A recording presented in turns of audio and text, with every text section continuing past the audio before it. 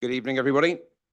Welcome to the format toaster for this meeting of Cabinet today, the 24th of June, the time 6 p.m. I'd like to move forward with the straight into the agenda, but thank everybody for attending, those in the public seating at the back there. Thank you. So item number 1 on the agenda for the apologies. I have to pass apologies for Councillor Nigel Stansfield, the Cabinet Member for Environment, who's absent today. Is there anybody else who needs to pass apologies other than those received? None received, thank you. Item number 2 on the agenda, the declarations of interests. Are there any declarations of interest from members or officers present today?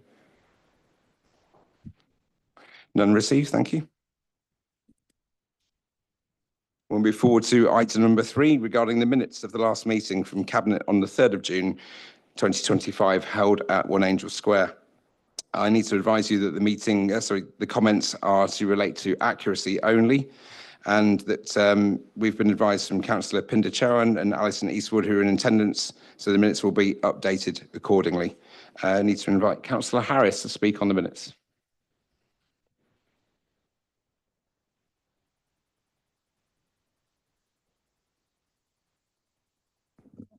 Thank you, Councillor Harris.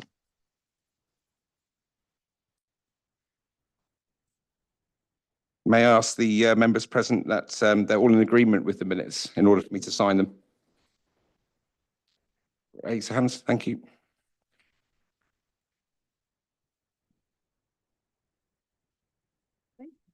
Thank you. And we will move forward to urgent business. I have no notifiable urgent business to declare.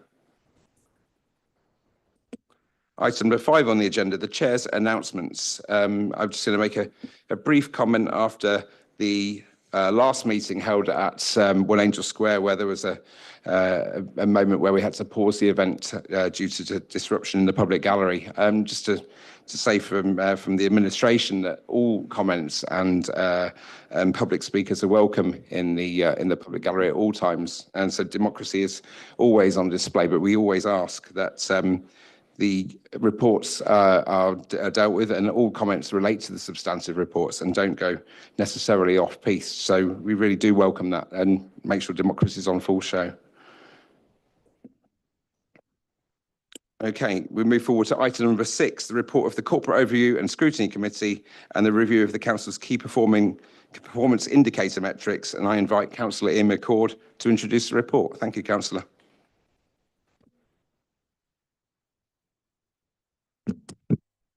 Thank you, Chairman.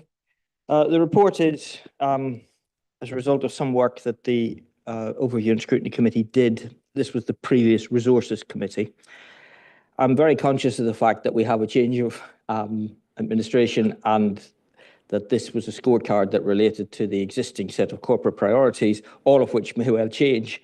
So nonetheless, there are a number of points which I still think you would possibly wish to consider in any revamped set of KPIs against any particular corporate plan. I'm not going to go through them all. They're all set out between pages 10 and 11, setting out the flag to the priorities as they are. Members may or may not be familiar with the scorecard that we currently have, which is a series of key performance indicators mapped against the various targets. But there were a certain number of times that when in committee we mentioned, wouldn't it be nice to see, there were certain perennial questions that would come up. I'll just highlight a couple. On sickness, we have a number, I think around 8-9 days. We were constantly asking, how many are long-term sick? Because I think all of us are well aware that sometimes 1 or 2 people with a long-term condition can skew the average number quite badly, and it would be nice to see that with and without. Another one that was applications. Now, I notice on page 10, priority 4, it said detailing the average time for majors. I think we really wanted detailing the average time for all determinations, because again, the metric of number of planning applications resolved within the 8 weeks or an agreed extension. Something can be extended and extended and extended. and can be many months between the application going in and a decision coming out. And I think that average time would be a better measure of performance than we've had a phone call from the planning department and we've agreed another 3 weeks or another month. The applicant doesn't really have much of a choice. So the committee were interested in seeing metrics like that. And age debt might be another one to think about. Now, that's not council debt. That's usually money that's owed to the council. And whilst the number is going up, as a percentage of the total, actually was falling, and that wasn't very clear within that. So on the one hand, you could say, oh, this number's rising. Well, it will be, because most of that are care home fees and things like that, often secured on the property, often not going to be cleared until that person has probably passed away and all their affairs have been tidied up and dealt with. But that big number keeps rising, but as a percentage then of what's being collected, it's not shown. So we did think it would be a better measure of efficiency and how we were doing if we can see things like that. And again, fly tipping, another one that exercises many members, and particularly the speed of response. Because again, I think there's much more of an issue within Northampton Borough, or former Northampton Borough, the Veolia contract area, than it is outside of it, about fly tips not being moved as quickly. Certainly, all I can do is speak from personal experience. Anytime you ask the in-house tow depot to shift something, it's done pretty fast. But it was certainly mentioned. So I will leave this with Cabinet to decide. It might be a useful thing to possibly allow a couple of cycles around and maybe make your own suggestions about things you might want to see you're not happy with yourselves, and also more than happy to bring it back to committee and go through this exercise again if and when there's a new corporate plan with a new dashboard and a new set of KPIs. Thank you, Chairman. Thank you, Councillor McCord. I've got some speakers, Councillor Keeble and Councillor Aldridge. I might just, before inviting them to the table, just take a comment from Councillor Last. Would you like to wait till after, Councillor? Thank you. So, Councillor Keeble, would you like to take the table?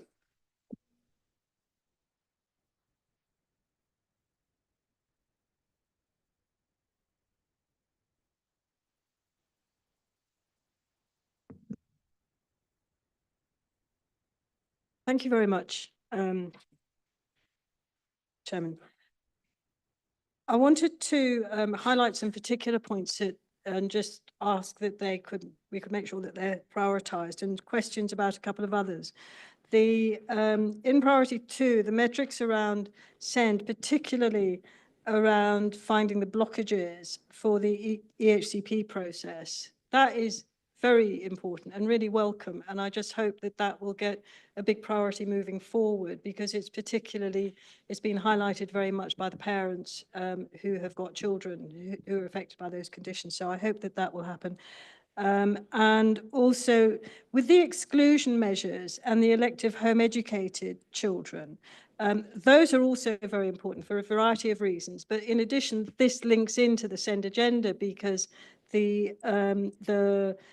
quite a number of the children, as I understand it, find themselves outside of regular schooling because of their conditions and because of their circumstances. And so it would be really helpful if, when you're looking at that, if it's possible then to also build in the SEND dimension and make sure that that's covered. That would be helpful. And it was something that was raised with Councillor Purser and I very recently, so I hope that could be done.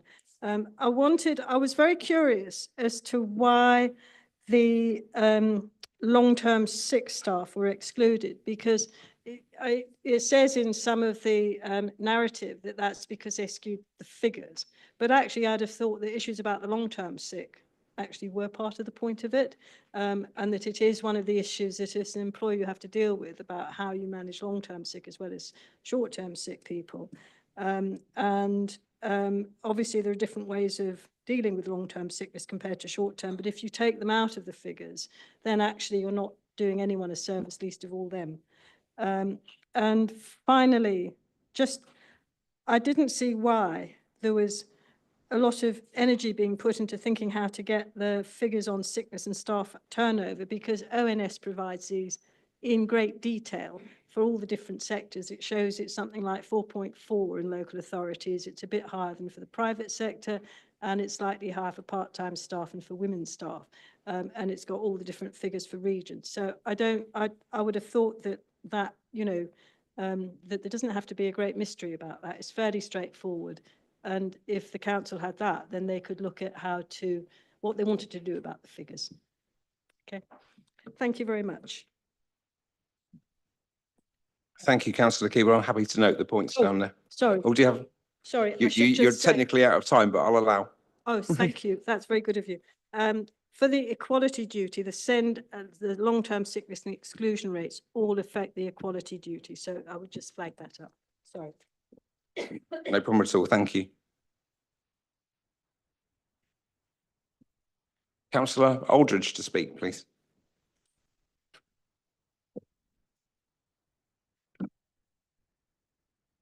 Thank you. Could I start off by saying I'm really pleased to note that the new administration has a focus on the performance of the council and is looking at the processes involved there. And one of the key objectives in the paper was about receiving the council and the committees receiving accurate, relevant and up-to-date information on the performance of the council against the corporate priorities. I recognise that there will be some changes to those priorities and the way that reporting will happen.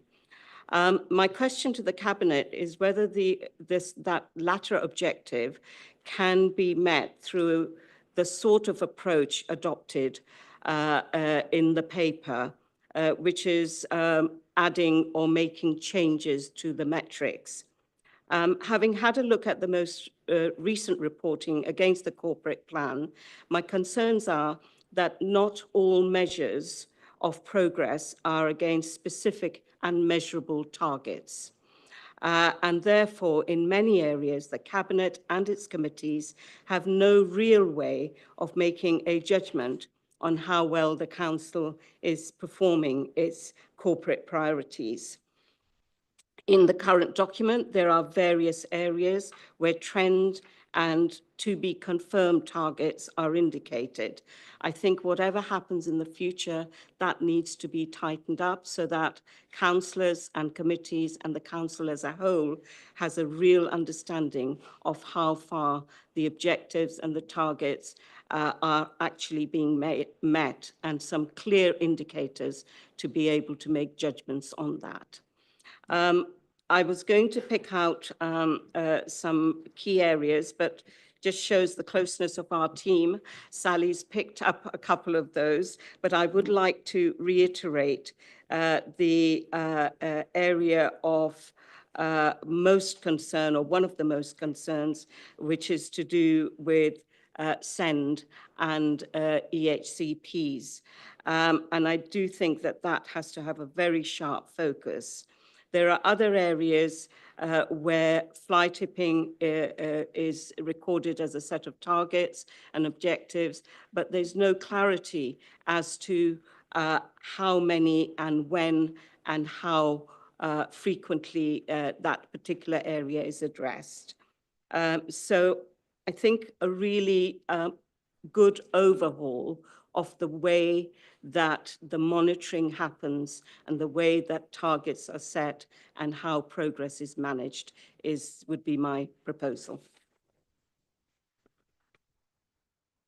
Thank you, Councillor Aldridge. Your points are noted. I'll come to Councillor Luss, if I may, on the Cabinet. Thank you.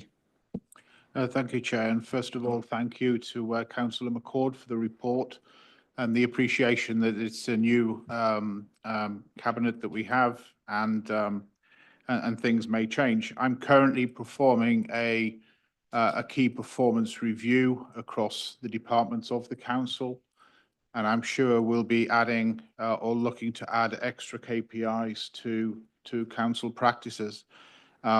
Personally, I look forward to suggestions where people believe that we need extra or additional KPIs. More than happy to engage with anybody on that in that respect. In terms of performance of individuals within the council and departments within the council, I think it's very important that each individual has clear, smart objectives. So, we have that benchmark to mark performance against known standards. And that's vitally important. So I expect my review to take at least 2 or 3 months from now to make sure we exercise some due diligence. And then I'll go back to the scrutiny committee and ask them to revisit the performance against the KPIs. But obviously, we'll have to have a bedding in period once those KPIs are set.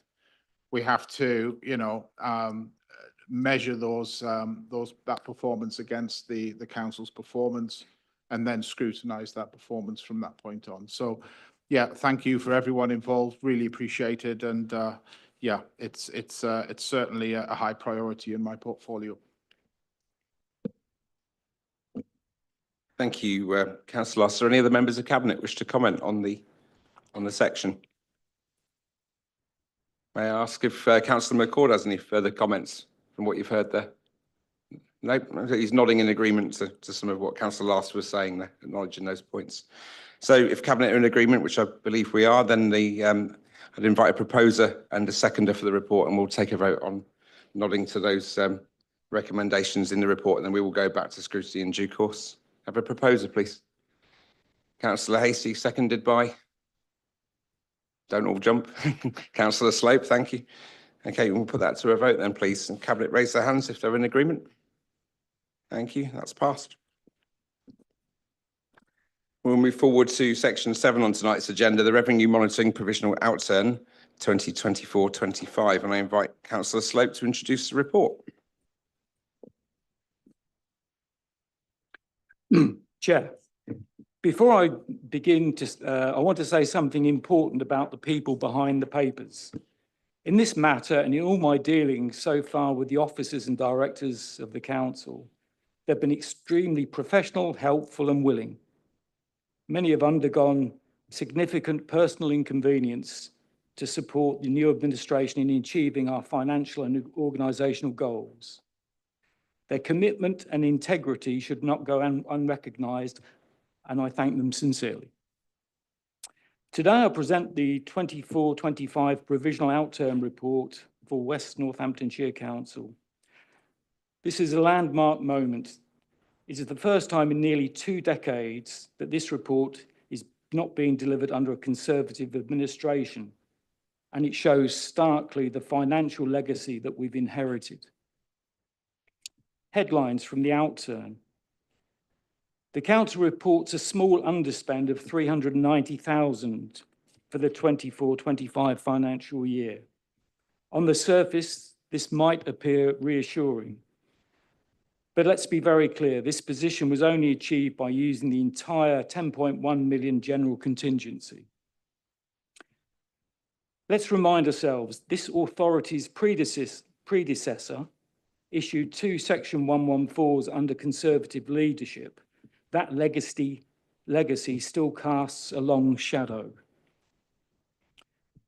Turning to reserves. Looking at our general fund reserves, the council began the year with 103.9 million. By the 31st of March, that balance had fallen to 99.7 million, a net reduction of 4.2 million in just 1 year. Crucially, many of those reserves are earmarked for specific purposes. For example, the budget investment reserve has fallen from 7.5 million to just 4.2 million. The transformation reserve, which should support service improvement and cost reduction, is now 3.4 million. If I turn to cost pressures, the outturn report exposes structural overspends that are only increasing. Adult social care, 8.3 million overspent. Children's Trust, 10.1 million overspent. Temporary accommodation, escalating costs with limited mitigation so far. High needs education, a shocking 20.1 million overspend, driving the overall dedicated schools grant deficit to 21.5 million. Now looking at savings and shortfalls, Of the 24.1 million in budgeted savings, only 91% were delivered. The 2.2 million shortfall was largely masked by one-off fixes, again, not a sustainable strategy. Let's be very clear. We're not fully in control of our financial destiny, while demand-led services, particularly in social care and special needs education, continue to rise at rates well beyond inflation or central government funding. A real-time anecdote. Let me offer an example on how this affects real decisions. 2 weeks ago, we received an outstanding, impassioned presentation about youth services, a presentation I'm confident would have had cross-party support. But we're simply not in a position to fund it at this time. Approving it now would likely to have meant cutting an existing service. That's how tight things are, and that's the difficult reality this council faces every single week. A turning point. Chair, we came into office not just to balance the books, but to bring focus and stability to a council that has been in a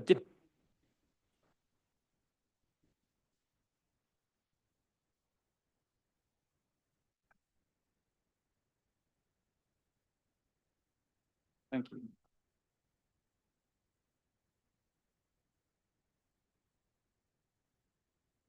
A turning point. Chair, we came into office not just to balance the books, but to bring focus and stability to a council that's been left in a difficult position by the previous Conservative administration. This report is a reality check. We've avoided the cliff edge this year by using our contingency and drawing on reserves. We're not yet safe.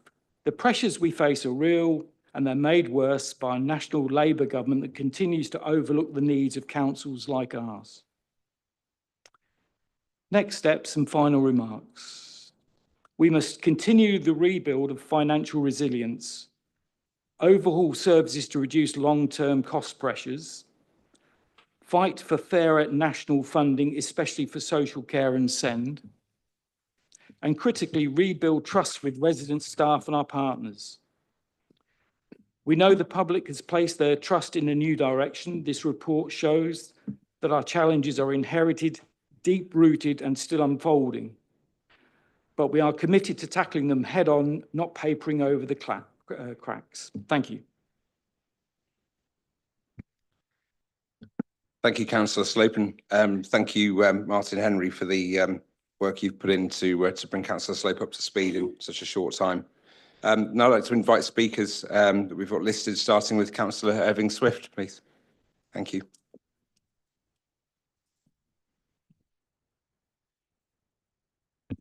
Yes, thank you so much. I'm Councillor Irving Swift, and I have been a councillor for 15 years. Can I, because Councillor Slope, say a few things that I would like to balance? I knew Malcolm Longley and Councillor Parker. They were very good councillors. Malcolm Longley was there when we had the Section 114. I was there with him. I can tell you, Malcolm Longley was a dedicated councillor and worked very hard and had the confidence of the administration at the time. Because of him, for 7 years, you had a balanced budget. We had the commissioner, and by the way, we are all of the similar age. We are not very young, few exceptions. So being of the similar age, when we sorted the council, when we had the commissioner, none of you were there to help us. So I would like to say that Councillor Longley did a super job. Now we can speak about the ages and things, but I want to have the big things. We have a budget of 410 million, roughly. We came under budget, just shy of 400,000. And that is a great achievement. With that, we produced saving of 21 million. So since Councillor Longley took with WNC to today, we have sliced 115 million of savings. That is not a mean achievement, despite after COVID, despite all the things that were in our way, because we had to have 4 councils into one. And I think to tarnish our reputation is, may I say, maybe not a wise move, because I think you should give credit when credit has to be done. You might have a new direction, but that will be yours. And I will be there to make sure that you deliver what you promise. But I need a manifesto. I need to know your priority, because every choice we took for savings, we had to balance with what needed to be done. So to finish, Councillor Langley and Councillor Parker deliver for 7 years a budget that was, and as you said, we had we used some contingency plan. That was why the contingency plan was. We still have the general fund reserve at 35 million. We haven't touched that. We have done a good job under difficult circumstances. And finally, to assure you that we were value for money, because that is what you tried to tell we were not, you have to go back to our external auditor. They are independent, and when I was chairman of audit, we signed the account for 23-24, and in fact, the external auditor was very complimentary of a team. So on behalf of Malcolm Langley and Councillor Parker and all the previous administration, I want to thank the officers, and I wish you to carry as well as we did, because if you don't, I will be there to make sure that you deserve. You have been elected with a mandate to change. Councillor Evanston, sorry, Yes. you are out of time, Yes, quite thank you. substantially So over. Thank you. You say it's changed, and I'm going to make sure you do. Thank you so much. Thank you very much for your comments. And now invite Councillor Harris to speak as registered.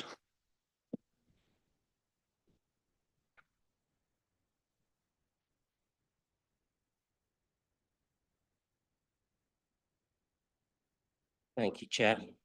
Evening, councillors. Just a few comments, if I may, on the outturn. First thing I want to say is I'm not going to sit here and defend the previous administration, far from it, but I do think it's important for clarity to make the point that the contingency of 10 million that was referred to was in the revenue budget. The reality is it was expected to be spent.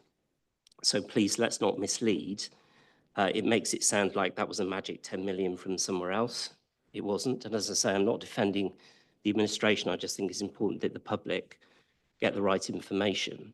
A couple of other points, if I may. Balancing the books is no doubt increasingly going to be more and more difficult. There are so many key pressures that have already been referred to on overspends, which we're aware of, and those pressures aren't going to go away. There's no magic bullet. Now, I attended adult scrutiny yesterday and heard, to my horror, that there are something like 20 providers of social care that are at risk of loss. And that's not about resources, that's about their own financial pressures. And yes, we can look at NI increases and other issues, but that's something that's coming down the tracks. So I'm asking this cabinet to recognise that despite their very public position on borrowings, to recognise that actually tackling some of these areas is likely to require some form of investment. Now, clearly that needs to be invested to save. But we've heard a lot on many of the induction calls that we've talked about burn down plans and getting rid of the debt. And again, I think we need to be real about this. You've heard that that debt was inherited from the failures of the county council. And much of that debt sits there. And again, I think it's a little misleading to say that there's suddenly going to be a burn down plan. Where is the money going to come from to pay for that? If you have to, or decide to, or choose to pay for debt, you are going to have to cut your services. There's no other way. There's no other magic revenue coming through. So again, can we please have some clarity about this idea that's been kicked around on various sessions? Is there a burn down plan? If there is, what does that look like? Because we need to know how that is going to impact on our services going forward. Councillor Slope referred to the DSG debt earlier on. Well, there is every chance that that may come home to roost. As you probably know, the government have a cut-off date of next March. There's a real risk that this council may have to find that £21 million unless they decide to carry it over or wipe it out. And we still don't know what that situation looks like. So my point is to say, there are issues, there are decisions that were made that others may not have taken and may have done them in a different way. But there is a set of real issues and realities that you just can't wipe the slate clean with. That's the fact of the matter. I'll just finish the point by saying, I wonder how many of the cabinet members that we have now, welcome again, I've welcomed you before, actually were Conservative supporters or voters and may well have voted for those councillors that ran the council for the last 4 years. Thank you. Thank you, Councillor Harris. I turn to Councillor Keeble again to... One second, Councillor Keeble, sorry, Councillor Slope. Can I ask you to comment after the speakers, Councillor Slope? I'll let Councillor Keeble take the seat and we'll respond and we'll go at the end. Thank you. Councillor Keeble.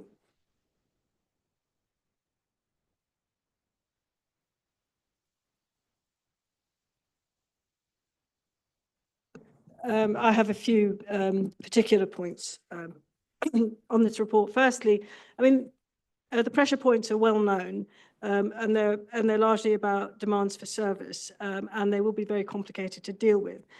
In relation to the Children's Trust, there's obviously some real factors about that, and I know there's been discussion about the future of the Children's Trust, and I wonder when we're going to get that report.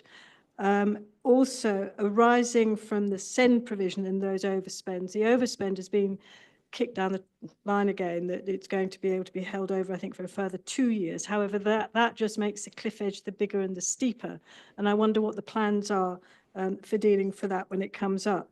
In paragraph 31H, you've got reference to capitalisation. I have a particular dislike of that in a way, because although it fixes a short-term problem, it doesn't deal with underlying demand pressures. And if those are there, then they need to be dealt with at some stage. So I'd appreciate some comments on that. Paragraph 637 refers to recovery of high balances where budgets for direct payments have not been utilised. Often that's because of lack of services in the community. So whilst it looks like a success, actually in service provision terms, in access terms, it's not. I just wonder for a comment on that. And finally, I was interested in Councillor Harris's comments about the Disabled Facilities Grant, because on page 51, it refers to the use of the DFG, and I assume that's a Disabled Facilities Grant to purchase occupational therapy, and said that that's been cleared. And I was very surprised at that, just because of the very high level of demand for Disabled Facilities Grant. I know there's some outstanding ones in my area, and I wonder if I've read that right, or if it actually has been used, and if so, just a bit of clarity around the basis for it. Thank you.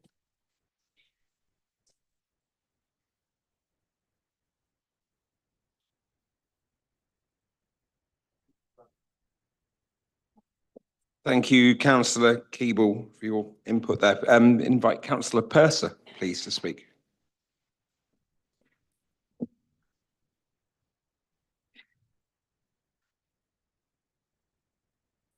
Thank you, Chair, and welcome Councillor Slope to his responsibilities, and wish the administration good luck in facing the contradictions of its financial approach. The challenge will be in delivering outcomes this time next year as good as the outcomes have been this time this year. I'm particularly concerned about the adult services budget, which has been referred to, and the kind of pressures that we're under, and because I can't see any remission from key pressures, and that's about increasing need an increasingly complex need. So I think there's an increased demand. I can't see that we can affect that. I'm pretty concerned that the health service is trying to get its finances under control, and that then has implications back on us, because I think we've ridden to some extent on the generosity of our health partners in resolving some of our pressures. I might be wrong. The whole area of the workforce plan, which the government is keen on, which I can't see costing any less. In fact, I think the workforce plan is going to increase pressures even more. And I think we've already made the quick wins in terms of work, in terms of market restructuring. And so I think that's that. So I'm hoping that somebody can tell me that I've misunderstood the problems we face in the adult services, because otherwise I think it's going to be very difficult this time next year, and I can't see it's a service we can easily cut. So whether the Casey report will bring us some remission in the short term, I don't know. But this is where, so I'm pretty concerned, really, as I suppose is where I'm coming from. That's really my question to you. Have I got that wrong? Thank you, Councillor Purser. So I'll now invite members of the Cabinet to comment, but probably Councillor Slope first. You indicated a response before. Thank you. I think there's some very good questions and points raised there, but I think one was corrected about the DSG being carried over for 2 years. Yeah, it's a challenge what we're going to have to face, and that's a very good point. The concerns of the last speaker, absolutely right. We face big challenges, and in fairness, any council coming in would face those challenges, and together we've got to work on these. But yeah, there are certainly challenges ahead. But yeah, I'm happy for other speakers to comment. Okay, would any of the Cabinet like to speak? Indicate. Councillor Last? No. Okay, I might conclude a couple of bits. Oh, just 1 second. 1 second. Sorry, Anna would like to speak. Please do. Thank you. I do think it's probably just worth touching on the point. So several of you said about demand, and that's true, and it's obviously really, really important. But a lot of people in this room will know as well, the answer is never just more and more funding for more and more demand. And everybody knows, and part of our One West North Hants plan is to look at all of these high cost areas, and we all know which they are, and the challenges: adults, children's, homeschool transport, temporary accommodation. It's not just to look at the funding of it; it's to look at how do we prevent, delay, or defer. So how do we stop someone becoming homeless? And then the question is, when they're in there, what do we do with them? What do we pay for what we provide to them? And then what do we commission in terms of answers? And do we build it ourselves, or do we commission it from the private market? So in all of those areas, whether it's SEND, looking at prevention there and how we stop so many children escalating into the need for EHCPs and specialist places, whether it's adults, whether it's temporary housing, and in the Children's Trust too, in all of those programmes, we're tackling all elements of it. We are not waiting for it. So I don't think it's entirely true that it's beyond our control and ability to do something. I think the key is we have to do all of it together. And that's what we're trying to do, which takes a lot of effort. And we all know prevention takes a very, very long time to turn around. But we are doing that. I just wanted to make that clear. It's not just a question of us accepting increasingly escalating costs. Thank you. Thank you, Anna. Have any of the officers got anything to add at all? Okay. Martin. Chair, maybe just to go back on a few of the questions that were raised. I didn't catch all of them, so some of them you might have to provide in writing. We can give you a written response on. I think there was some key points made. If you look at the table on page 23, that's the key one, because that shows the £390,000 underspend against the £415 million budget. We know it's incredibly difficult to, and it's the same up and down all of the local authorities across the whole country, to manage the finance of local authorities, particularly because we have so many demand-led services, which we just have to provide. So I think the comments have been made previously, but that's the key table to look at. I think in terms of some of the points raised, the Children's Trust is always going to be a difficult budget to manage just because it's demand-led, just because the cost of placing children is so expensive, just because we have corporate parent responsibilities and we have to make sure those children are looked after. So whilst every year we look to reset the base budget and we look to make sure we've got enough budget in place for the following year, the demand often outstrips that, and therefore we have to deal with that across the organisation just in terms of trying to bring those budgets back into balance, looking at all of our services, not just children's services. Demand-led services are really difficult to manage, and in that I'd include temporary accommodation, adult social care, children's social care, homeschool transport. They're often the ones that cause the biggest challenges that we've got. I think there was a question on capitalisation and why are we using capitalisation? Capitalisation is used for two reasons. The first reason is when we get to year end, if it looks like we've got an overspend, we take a view in terms of how we're going to finance that overspend. So within this report, there's a recommendation that we will capitalise £1.5 million worth of spend, and that will protect the general fund balances, which should be our priority always, because if we use general fund balances, then we get ourselves in some difficulty. The other reason we use capitalisation is if we've got transformation projects, and the rules around that are quite strict. So that is an ongoing expenditure that we're funding. These are particular transformation projects that are coming forward. We expect to see financial savings in the short to medium term coming out of those. And as a result of that, we're allowed to capitalise that expenditure, but it's for those one-off projects. So we don't have that ongoing reliance going forward. So it's just important to highlight that. Send, yes, the send deadline of the end of this year in terms of balances being put onto the balance sheet has been extended by a further 2 years. We are in the process of pulling together a plan to minimise those costs going forward. I think fundamentally the issue is there isn't enough funding in the system to cover the cost of the high needs block and all of those overspends that we're facing at this point in time. So whilst it's good that the can's being kicked down the road because we can move those costs onto the balance sheet, we will work hard to minimise those costs as much as possible, but fundamentally we don't get enough funding. So there is a bigger macro problem to consider there just in terms of how that's dealt with on a national level. When you look at some other authorities, there are hundreds of millions of pounds stuck on their balance sheet at the moment, which there'll need to be a view on.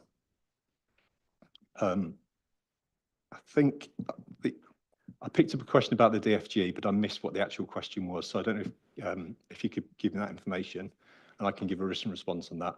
If I've missed any other particular questions that are raised, just write into me and I'll give you a response on them. Thank you, Chair. Thank you, Martin. Just one moment.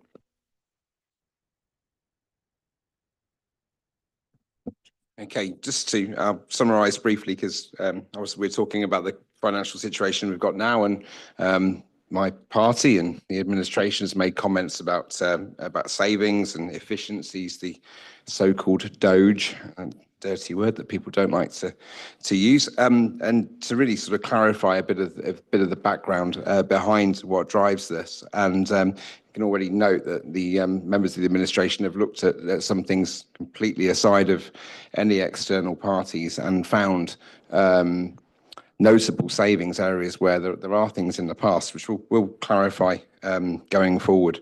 But certainly the eyes and ears of the Cabinet and the skills that are in place here can scrutinise previous spends and already identify significant savings in areas going forward. So that's worthy of note, and it would change if we'd have looked back at some of the items, the position of the outturn today, or could have been allocated to services instead of capitalisation, etc. So I don't think there's anything further to add than ask the Cabinet to propose and second the report and note the recommendations in there. So can I have a proposer, please? Andrew, Councillor Last, thank you. A seconder? Councillor Petter, thank you. And we'll take that to a vote, please. All those in favour of taking notes of the report? Thank you. Okay, I'd like to point 8 on the agenda tonight, the General Fund and Housing Revenue Account Capital Provision Outturn. Return to you, Councillor Slope, to introduce the report. Thank you, Chair.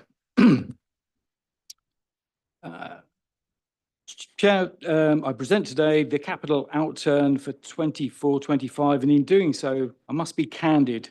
What we're looking at is not simply an accounting exercise. It is the legacy of conservative complacency and a failure of political stewardship over many years. A stark underspend, a sign of deeper problems. Let me start with the facts. The capital budget for 24-25 stood at 179 million. The actual capital spend was 129 million. That's an underspend of 50 million, and not through savings, but through rephasing, slippage and delay. We are now proposing to carry forward 56.6 million into the 25-26, a level significantly above the already high forecast of 42.3 million reported in period 9. This level of slippage reflects years of political ambition not matched by political attention. The oversight was missing, not the officers' effort. Let me be crystal clear. The officers and directors of this authority are not to blame. In fact, their effort and professionalism have brought clarity and control to a situation that, frankly, had become unmanageable through years of conservative disengagement. Projects were authorised and budgets approved without proper challenge and without full appreciation of risk or reality. That's a political failure, and it has had real consequences for our communities. Delayed delivery, it's got a human impact. The consequences of these delays are not abstract. Send school expansions delayed. Affordable housing delivery has been crippled with over £17 million of government grant returned and in key areas left in limbo. Major regeneration projects have drifted, damaging local confidence and investment. Our capital programme should not be a tool for transformation, should be a tool for transformation, not a cycle of rephasing and excuses. Use of the capital to plug gaps. Colleagues, we'll also note that 6.5 million of capitalisation direction applied last year, year end, primarily to support the transformation in children's services. Let me turn to overspends, reprofiling, and lost confidence. Where capital spending did happen, some schemes were significantly overspent, including the Rural Leisure Centre Decarbonisation Programme, Send School schemes like Tiffield, which now carry forward into years with cost uncertainty. And in the housing revenue account, acquisition programmes have been delayed and new builds are held up due to planning and utility issues. Reprofiling and resets. We are now carrying out a major rephasing of schemes totaling 56.6 million for the general fund alone. Key carry forwards include 5.3 million for Overstone Lees Primary School, 3.4 million for innovation funding, 3.3 million for zero emissions bus fleet, and 2 million each for temporary accommodation and bus shelters and send provision.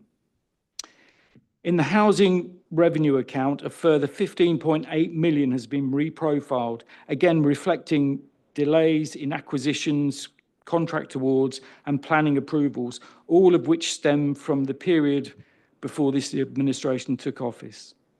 The next steps. Chair, this report makes clear the scale of the task ahead.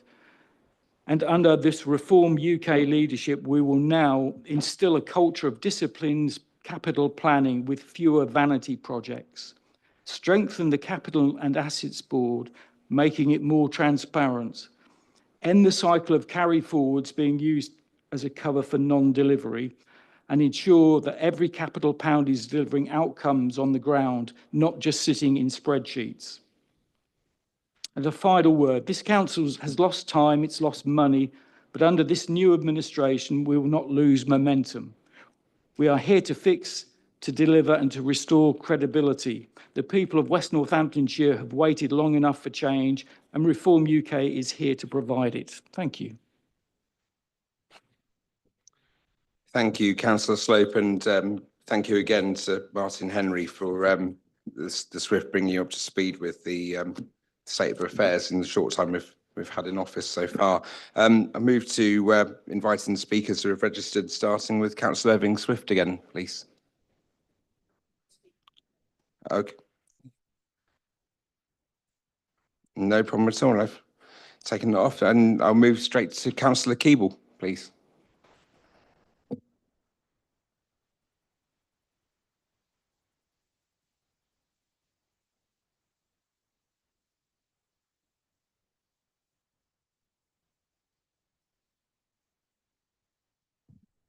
These are 4 items, of which this one's the first. There's 8, 9, 14 and 15, and I'll speak to all of them when they come up, because they all set out the scale of the crisis in Northampton's social housing. And I might agree with the Cabinet, with the portfolio holder for housing, that there's a need for big decisions, because if the administration gets the decisions wrong on housing now, what happens down the line is going to be catastrophic for a lot of people living in Northampton. Because there's a combination of management crisis, development crisis, organisational crisis and financial crisis. And what's needed to deal with it is a full options appraisal, not just a will we take the Almo in a shorter or a longer time. It's a full options appraisal of how the local authority's housing stock is structured, how it can best be managed moving forward, and also how it can be funded to ensure that council tenants in Northampton have a secure tenancy of a decent home. Now, this item deals with the housing capital, and the HRA capital figures, in my view, gloss over what's been happening and also what could lie ahead because of the scale of the problems in the major development set out in item 14. In paragraph 711 here, it says the HRA business plan reflects the original intention to develop housing across 3 sites. So that's the 146.7 million over 5 years, 61 million of it this year, which is astonishing, a substantial amount which is due to be financed through borrowing. Personally, I think that the spend is unlikely to happen. There might well be some spend, I'll come on to that later, but there won't be the build. So the capital, largely borrowing, as it seems to be, will go on financing dead projects, demolition, one of which will be demolished, one others will be sold, some others will be sold, and very scaled back developments of others. So not the level of new build, new homes that are needed to produce the income to service the debt, or indeed to house the people. So there can be real consequences with this capital spending profile if it all rests on the HRA. Of what happens to council rents, which ultimately are going to have to pay, along with government grant, a substantial chunk of this funding. Now, the numbers on this page are people's homes and their rents, and it's really important that the administration explains how it's going to manage the debt to produce houses and also to make sure that the finances of their homes are secure. And I'll come on to some of the other issues later on. Thank you very much. Thank you, Councillor Keeble.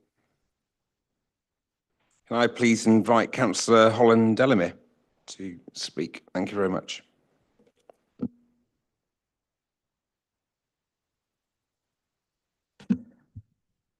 Yeah, delivery. I've watched so many lines in the budget drift over the years. I do hope that we do get a grip on some of them. I know with the buses and the bus shelters, that's a particular area that I was involved with the cross-party bus strategy group, and I really do hope that we do see those still coming to fruition, because some of our bus facilities are in a bit of a dire state. I also note that touching on housing developments is one area, plot in my area, which has been going on for 4 years, and it's still sitting there with fencing around it, waiting for the housing to be delivered. And that's a cause of frustration for myself and the former ward councillors in the last 4 years. Coming back onto one thing that I am really disappointed to see in here, I work with my former ward colleagues to look at the Ecton Brook hub, and I'm really disappointed to see that that's been removed from the capital budget. So I do hope that the new councillors for that area do push for something that the community has been crying out for many years. So I issue that challenge to your colleagues to really get on board with what the community has been saying for years. I think you'll soon realise that, of course, it's capacity. Making sure you've got the right staff in the place to deliver is important. In all your Doge things, make sure you don't alienate the people who are going to deliver. Thank you, Councillor Holland-Delamere. I would invite members of the Cabinet to speak on this first. Councillor Slope, do you have anything to say? No, Chair, other than that, I think we've run into some of the housing discussions on the housing stock, which is a later item. But no, all the points have been noted. Thank you. Thank you, Councillor Slope. Anybody on the Cabinet wish to speak on the report? Invite open. Councillor Hastie, thank you. Yeah, I share your concerns regarding just the references to the housing. I may have got that wrong, but I would actually like to say that if Council wants to bring it up later on again with my papers, that would be fine with me. Thank you, Councillor. There are a substantial amount of housing reports of which you will be speaking at length, so I can bring that later. I invite officers or Anna to start to speak on anything. No, nothing from Anna. Any of the other officers to speak, or Cabinet? Laura, Councillor Coos. I'd like to just say we're going to look into the Acton Brook hub and just find out what's going on there. So I'll get back to you. You happy to provide a written response to Councillor Holland-Delamere on that? It covers this area. Thank you. Okay. In which case, we'll take a vote on the report, and I invite a proposer for the report, please. Councillor Manning, a seconder, please. Councillor Butler, and we'll take a vote on that with a raise of hands, please. Thank you. And we move forward to item number 15. There's been a reorder of this at the request of the Cabinet members. So we're going to item 15, Landlord Services Annual Report 2024 to 25. Councillor Hastie to introduce the report. Thank you.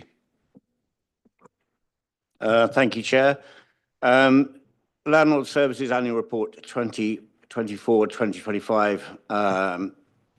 This extensive, voluminous report provides an overview of the annual performance of the Council's ALMO, the Arm's Length Management Organisation, Northamptonshire Partnership Homes, detailing how the Council's 11,500 homes are being managed. It includes tenant satisfaction survey results within the Council, are required to submit to the Regulator of Social Housing annually, the annual complaints performance and self-assessment against the Housing Ombudsman's Complaints Handling Code, which the Council are required to submit to the Housing Ombudsman. Whilst the Council delegates the delivery of its housing management functions to MPH, the Council remains responsible for ensuring the regulatory compliance. Therefore, regular performance reporting to Cabinet ensures oversight of performance. In fact, I was at an assurance meeting with MPH yesterday with the officers of the Council, so I'm very confident that oversight is now working. The report highlights some positive achievements over the previous 12 months. 10 out of 12 tenant satisfaction measures improved this year compared to 23-24. 6.84% increase in satisfaction with antisocial behaviour handling, and a 6.06% rise in satisfaction with repair timelines.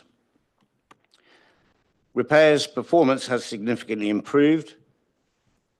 Non-emergency repairs timelines jumped from 71% to 93%. The emergency repairs maintained a strong 99.88% completion rate, and the satisfaction with individual repairs now averages 87%. The report also includes areas identified for improvement in the current financial year. Complaint satisfaction dropped, however, to 34%, and the number of stage 2 complaints increased. Communal area satisfaction fell by 6%, largely due to fly tipping, as mentioned earlier on by Ian McCord, and inconsistent services. 19% of properties are now classified as non-decent following the completion of the stock condition survey programme, and the fire risk assessment programme was uncovered to be non-compliant and required the entire programme to be recompleted to the correct standard.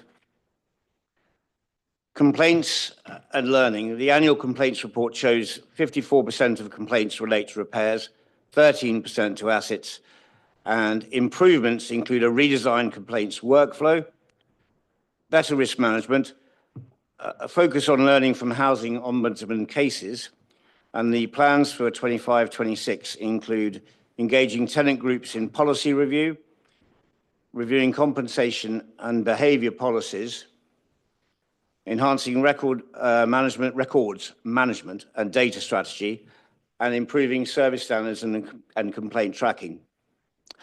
NPH has also outlined their key priorities for 2025-2026, which is a centralised complaints team to improve response quality, damp and mould specialist team starting in Q1, resident-led service quality committee to enhance tenant influence, and new asset management strategy and digital service improvements.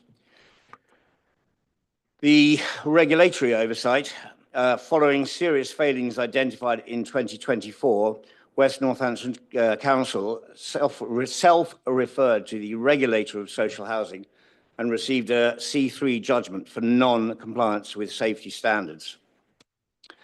In response, the Council has strengthened governance with monthly and bi-weekly oversights meeting with NPH, provided additional resource from the Council's management to support NPH, launched a regulation ready board, and commissioned an independent compliance assessment of the 3 remaining consumer standards that have not yet been externally assessed.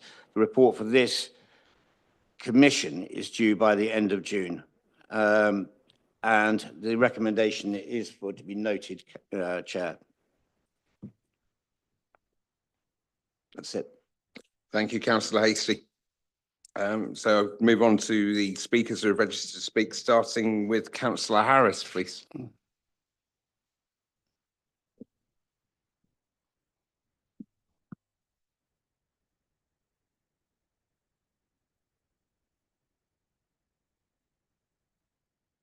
Thank you, Chair.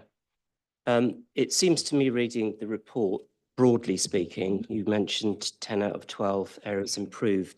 They look to me entirely marginal if you actually crack into the detail on them. I think it's worth saying that I am in a rural area. I don't cover Northampton at all, but I get lots of people talk to me still about Northamptonshire Partnership Homes and their concerns and their issues.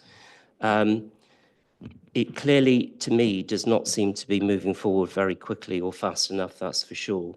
There's a couple of things in the report that leap out to me specifically amongst a range. The first is we have a huge waiting list, yet the void reletting times appear to have doubled in the report. That just seems entirely unsatisfactory.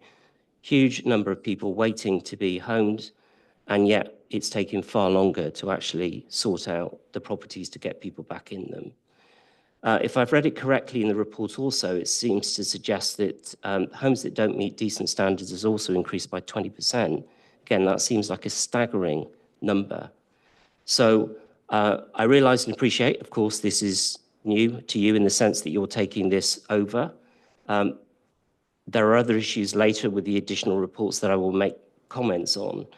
But the whole area of social housing under the banner of NPH in particular has been a massive disappointment and failure.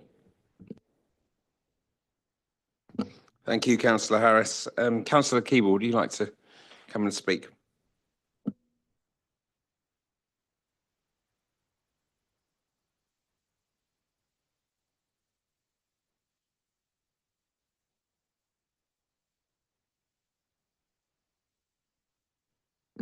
Thank you. This is one of the other items. It underlines the need for a much more substantial approach to the problems with Northampton's housing.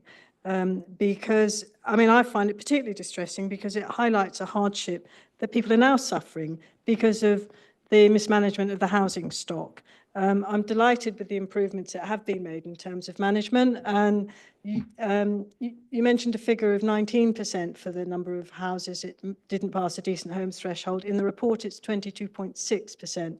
So presumably the numbers have come down since this happened. Now, that's still about 2,000 households families, children living in accommodation that was supposed to have been improved years ago, and where the local authorities had funding to actually do that. So goodness knows what happened to the money or what happened to the programme here. But in most places, the homes were brought up to decent home standard by 2010. And the lack of repairs here, I have to say, are very visible. There's also different issues in different places. Now, the cost of putting this right is quite hard to estimate, but there is an official figure that said that the cost of getting an individual property up to decent home standards, if it falls below nowadays, is £7,800 in the East Midlands. It's not clear if that includes the bathrooms and kitchens, because those are part of the decent home standard. So that is round about 18 million pounds extra that's needed to repair the housing.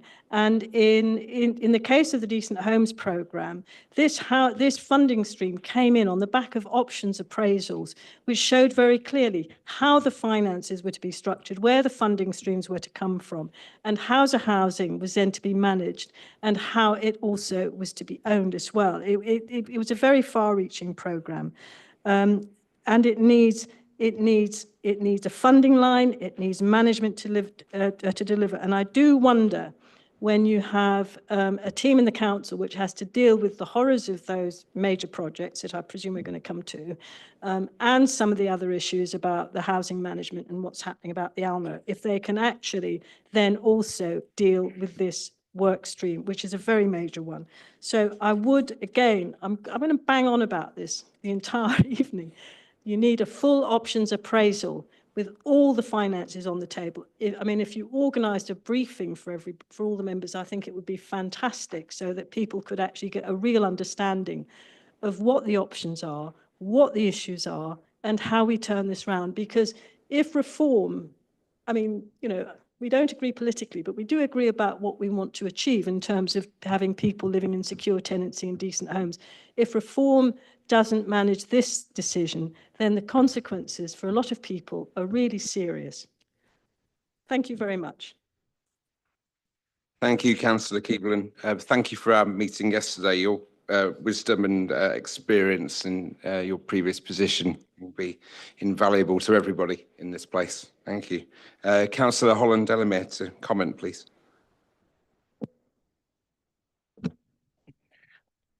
I welcome this report as a councillor for the last 4 years who's got a lot of MPH properties in my area, and I have to declare an interest that I'm a leaseholder with MPH as well, so I do have their services, pay service charges.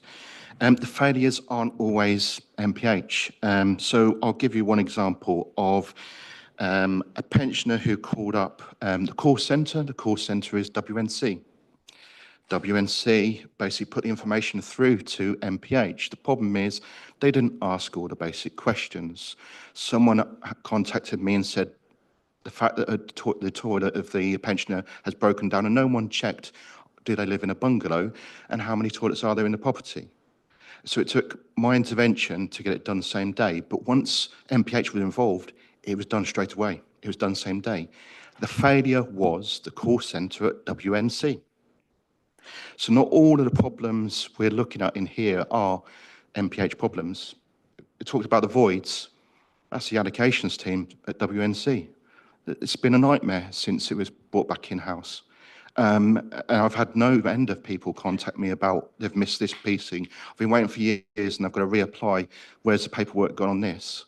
So I welcome this report. Something does need to happen, but these blurring of boundaries. So I spent 3 hours last week on a estate inspection, as mentioned in this report. 90% of the stuff wasn't MPH at all. It was WNC services. So you've got an MPH staff member going around the estate with me, reporting stuff that is WNC. ASB, they're brilliant team at MPH, and their knowledge and the way that fed through to the allocation team was invaluable. Now the concern from a lot of MPH tenants is because there's no knowledge at WNC of some of those problem tenants with MPH, you might get the completely inappropriate residents in the wrong area, especially in the in an area where they've primarily got pensioners who are vulnerable, and you get someone who got the wrong issues. So I welcome this report, but some of the issues aren't just about MPH, they're about WNC2. And that's what we need to take into consideration when we do make a decision about what the future of the ALMO is, because we must handle the change very carefully and learn lessons from the mistakes that we've had with allocations. Thank you, Councillor Ondelebe. So I'll move to members of the Cabinet, starting with Councillor Hasty to come back, and appreciate you may need the input from your officer with you there. Thank you, Chair. Yes, where to grab this by its throat. It is a long-standing issue that has gone on for years, and certainly will come on to have a look at some of the more significant issues with the larger developments and also the MPH management.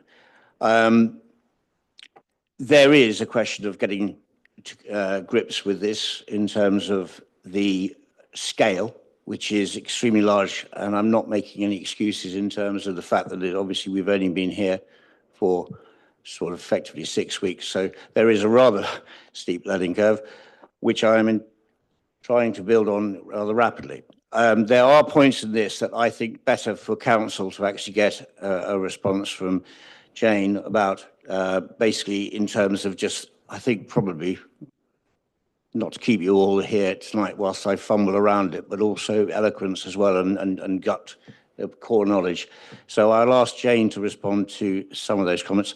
One thing I would like to say that I think pretty much this is not party political in any way.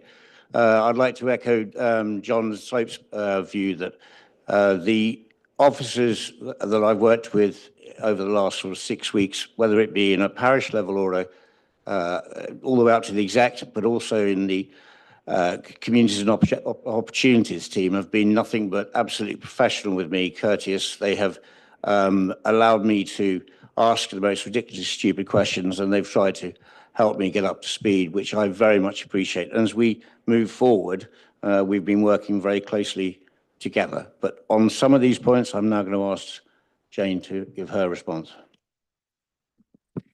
Thank you. So I just wanted to talk about the waiting list and allocations. So just from the point of view of allocations, obviously came back in April. We had to invite, as you will know, everybody back to reapply. But in addition, I think as we've already made members aware, there was actually a doubling in the numbers that we had coming in, but the same resource. So clearly there's a difference between the two. And the other part to that is also the system at the moment. Some of the functionality is not working the way we would want it to. So we are working on a system, which you'll also have seen a paper on. So there are some fundamental issues more generally with the way that it works, but we are starting to see progress in terms of the numbers. What I would say with regards to the void times is some of that has added to the void times, and there's a part to play for all of us in this, but we've been working and we now have void meetings that mean that we work together to make sure that those voids times are improving. And actually over the last 3 months, we've seen definite improvement in the numbers and the timings. So that system is now working much better than it was. And some of this is just finding your feet with working together in relationships. With regards to non-decent numbers, the reason that it jumped to 20% is that there was reporting very few non-decent homes. And then when we did the full stock condition survey, actually went up to 22%. So there's been a move to reduce that. We have addressed all category 1 hazards. So we are now working on other elements. Some of those will be component elements like kitchens and bathrooms, but we already have those built into the HRA program anyway. So anything outside of that, we've also been working on where's the funding sit to respond to those. So with regards to customer service, I can't comment on individual cases, but I'm very happy if you've got an individual case you're concerned about or the response, please do raise it with me, because obviously we want to get the right response to our customers. And there will always be areas for improvement on both sides that we can look at, and absolutely happy to hear where those areas might be. And we're working as a team to make sure that customer journey is, as easy as possible. Thank you, Jane. And with regards to NPH, yes, we are going to be looking at that as an arm's length, the ALMO.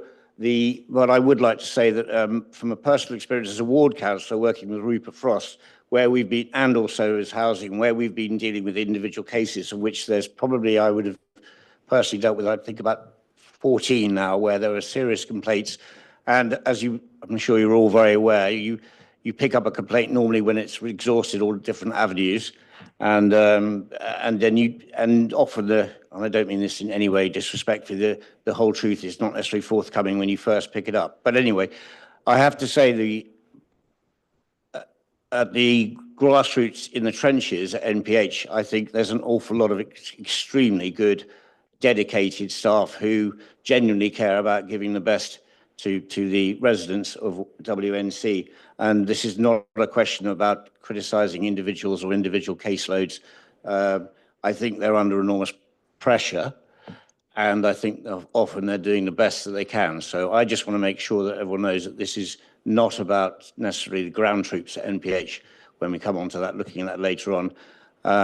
And I also appreciate that report obviously is 24-25, and so that was totally beyond my control, our remit, but also the extensive deep dive we've had to do in it to find where improvements can be made. And I'm always, and so I think can say for all the officers, always welcome doors open on anyone that has any comments or problems.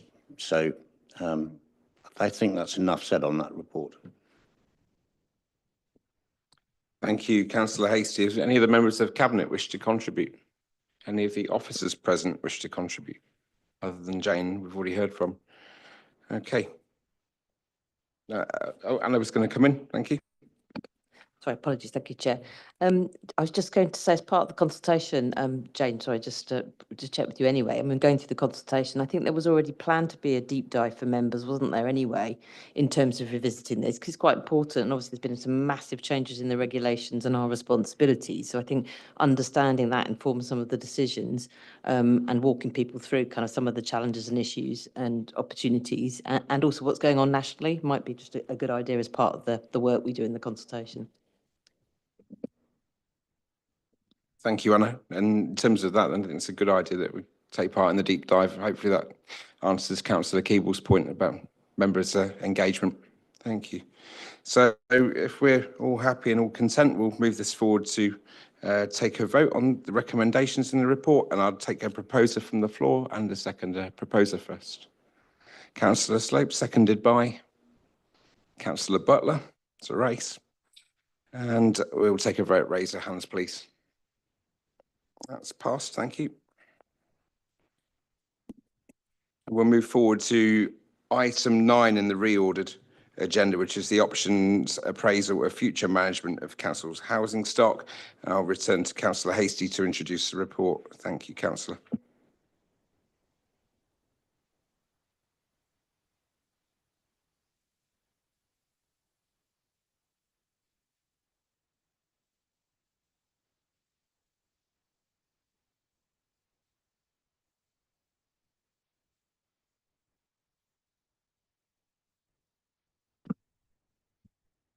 Okay.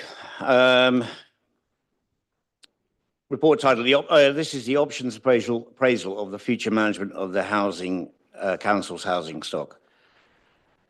The introduction, the purpose is to present the options available regarding the provision of housing services and the future operating model for social housing, considering the requirement to meet the regulatory requirements of the Social Housing Regulation Act 2023. The report will also provide a recommended course of action towards ensuring that residents and tenants in West Northamptonshire are provided with an improved housing service, taking into consideration current performance and the regulatory landscape. West Northamptonshire Council, obviously a local authority, is a registered provider of social housing, owning approximately 11,500 properties. West Northamptonshire Council directly provides housing allocations and homelessness services, working with around 30 registered providers. Most of the council's landlord functions are currently provided by Northamptonshire Partnership Homes, an arm's length management operation organisation, or ALMO, which I really think I'll stick to that, ALMO for the moment, which manages the properties in Northampton via a management agreement. They provide various housing services, including repairs, asset management, tenancy management, and supporting vulnerable tenants. Following the Grenfell Tower, extensive inquiries led to new regulations for social housing. The Act strengthens the regulator of social housing's RSH powers, moving from a reactive to a proactive regulatory regime, including revised consumer standards and inspection frameworks, ensuring tenants are safe, protected, listened to, and are able to influence how their homes are managed. The Social Housing Regulation Act 2023 gave new powers to the regulator and the Housing Ombudsman and has resulted in WNC being subjected to 4 yearly inspections as well as an annual submission and review of tenant satisfaction measures, commonly called TSMs. The Act also makes clear that the regulator will be seeking assurance that where a council contracts out its housing management services to an ALMO, and this is quite critical to take this on board, is that the responsibility for compliance with the standards remains with the council.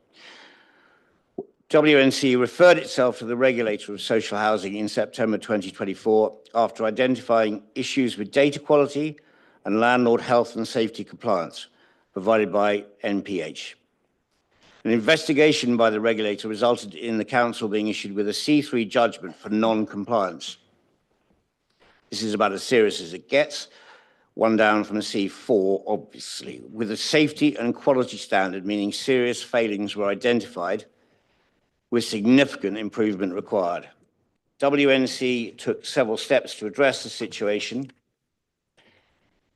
including revised governance arrangements between WNC and MPH, which established a weekly health and safety compliance meeting, the approval of a business improvement action plan, which would be shared with the regulator of social housing, and appointment of new council representatives on the MPH board. An overarching consideration throughout these options is that in the short and medium term, the issues in relation to compliance remain and require improvement, development, intervention across a range of areas. So, at this stage, the council has the following 3 options to consider. Option 1, which is retain and work alongside the ALMO model. Option 2, cease operations of the ALMO in the immediate term, June 2025, June 2026. Option 3, cease operations of the ALMO in the medium term, June 2025, June 2027, with a phased approach. If option 2 or 3 is taken forward via a minded to decision, WNC would have to undertake a tenant consultation. This is in accordance with Section 105 of the Housing Act 1985, the findings of which would be brought back to Cabinet in November. There's also a consideration here in terms of financial year end, and although the financial year until we'll be talking about April, the obvious reasons why this would be looking out to June is basically for winding up companies and various administrations. So you may hear in terms of the April being quoted as a time, the reason we're looking at June is because of the effect of winding up a company compared to the year-end financials. Why does this option, the decision on the option matter? Obviously, housing is a key priority for West Northamptonshire Council, as it underpins much of our emerging One West Northamptonshire plan, ensuring that it is a great place to raise a family, where you can age well and where residents feel safe. In West Northants, Future Housing Group owns and manages 3,108 properties in the Daventry area, whilst Amplius own and manage 3,243 properties in the South Northamptonshire area. WNC owns 11,500 properties, which are managed by MPH, who also provide leasehold management and right to buy, as well as 35 pitches at the Ecton Lane Traveller site. Housing policy has changed significantly since ALMOs were first created in 2002, most noticeably the additional funding for ALMOs under the Decent Homes programme is no longer available. The long-term suitability of Almo has also been affected by, one, the removal of the housing revenue account borrowing cap, which restricted local authority investment, and two, the introduction of self-financing HRAs, and spending in housing has changed the long-term suitability of an Almo. West and Northamptonshire Council, to my belief, are now only one of 15 left delivering in this way. And in recent years, the Almo model has become less popular, and most local authorities with them have decided to take functions delivered by Almos back under the direct control of council management. And that is usually citing the reasons such as having better control, financial efficiencies, and improving services. Political reasons and or because of local government reorganisation. I think the overriding thing that's come out of all the meetings that I've been with the council offices is transparency, accountability, and legal and safe is the overriding driving force of what we've got to do. And I think that's what we're seeing that has not been forthcoming, certainly in the last year or so. So the service design and impact that we are considering is there are multiple distinct phases associated with Almo services, bringing Almo services back under the direct council management. One is the creation of a new operating model, considering how best integration can work. Full business case ensuring full financial implications are understood, and very critically, a transition plan. The change and engagement plan is necessary to support the staff. The capacity planning to deal with the demands of compliance, inspection, and the implementation of a new IT system alongside the transfer of services from MPH to WNC are also critical.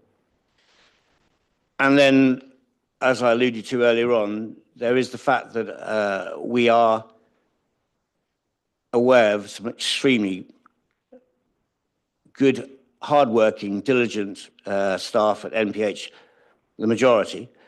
So we need to look at the staff transfer via TUPE, which is obviously Transfer of Undertakings Protection of Employment Regulations 2006.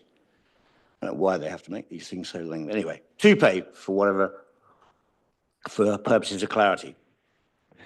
Bringing Almo under direct council management also involves its own challenges, as the existing requirement to ensure compliance with the regulator of social housing's regulatory standards focus on recovery, independence, and sustainable housing outcomes and its delivery. The design can move everyone over within the same structure, which is the lift and shift. We may consider moving some of the support services into WNC services to add greater efficiency and resilience where some single points of failure exist. The specific aims and outcomes of the programme to November are to create a robust transition plan to deliver a safe and legal implementation, to design a new operating model with options, to create a full business case to assess each option and the benefits it would deliver, to understand all the risks of delivering each of these proposals, to create a comprehensive stakeholder strategy, communications plan, and change and engagement approach to reduce the impact of the change. Internal governance, the programme will report to the Housing Improvement Board, and MPH Management Board will also be engaged. Financial and operational rationale. It is anticipated that one-off costs will be required, and this includes an initial £125,000 for the project resources to create the aims and outcomes listed in Section 5. And the independent consultant to run the tenant leaseholder consultation to ensure impartiality, with further implementation costs will be identified at the business case stage.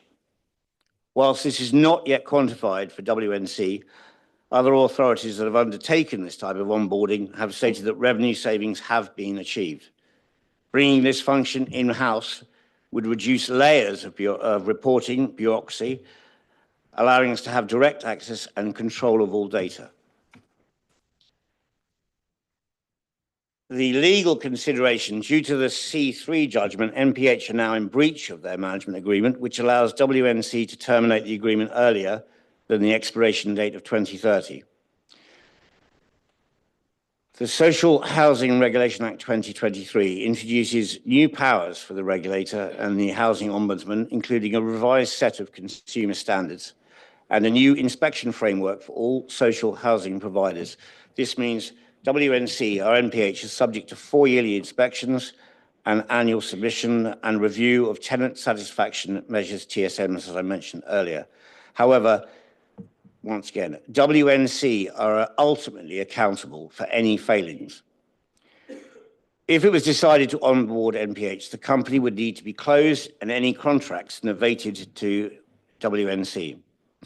By recommissioning this service, we are not only protecting vulnerable individuals, but also delivering value for money and reducing pressure on other public services. So, recommendations.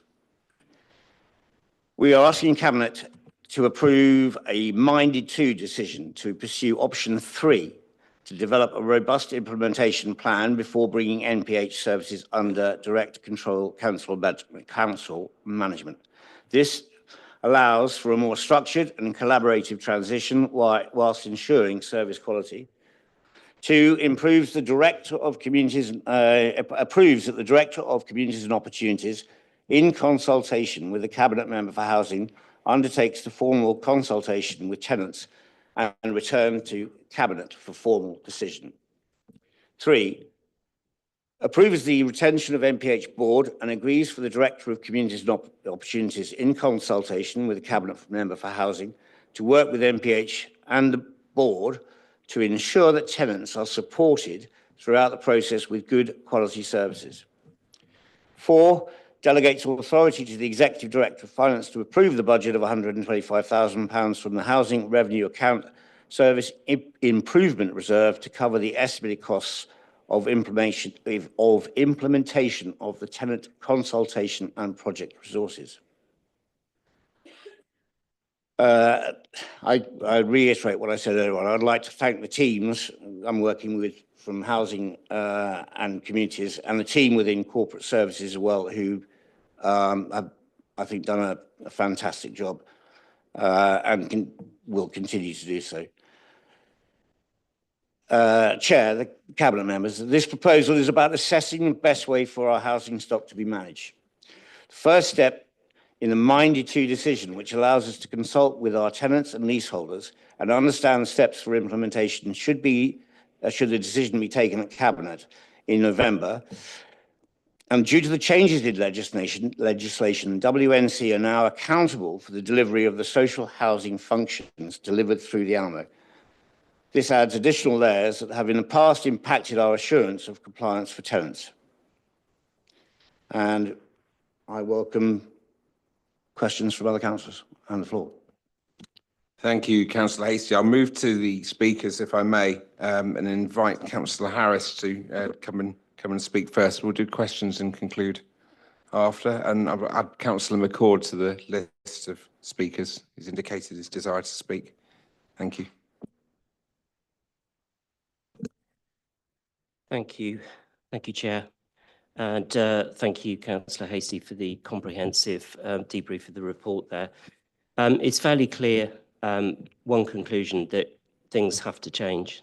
And we know that this process has been effectively brewing for some time. We also know that it's not a process that can be done swiftly and overnight. It's going to take a period of time for that to be done. It's important, I think, to remember the history a little, in that the ALMO was created originally by Northampton Borough.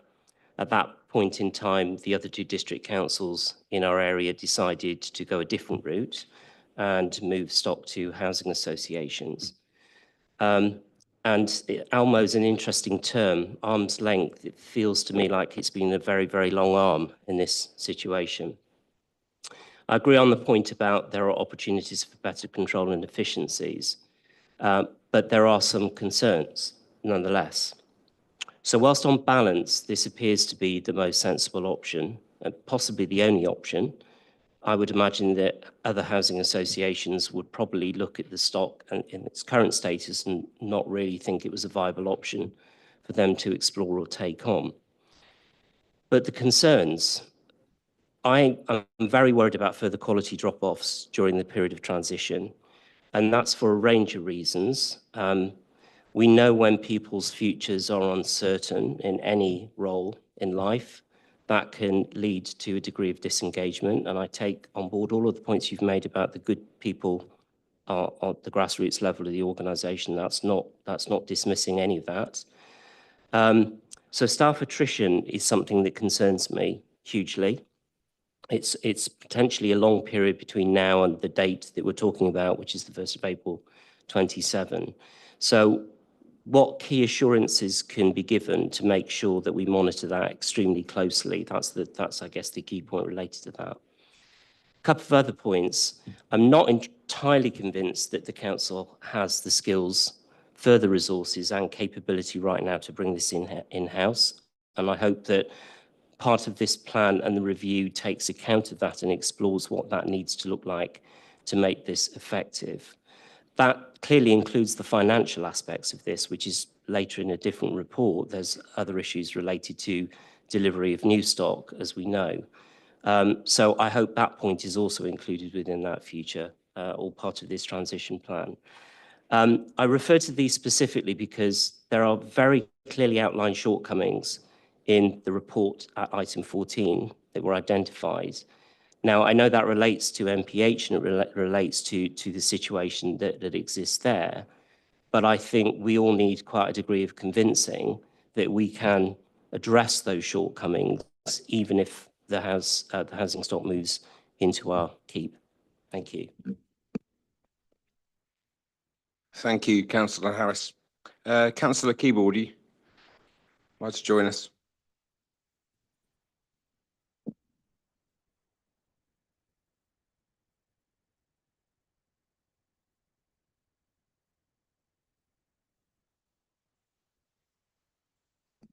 Thank you very much. I mean, I appreciate that there's only one realistic option on the table, which is about bringing it back in-house over the longer term. However, I actually don't think that that is remotely adequate to deal with the scale and the size of the problems.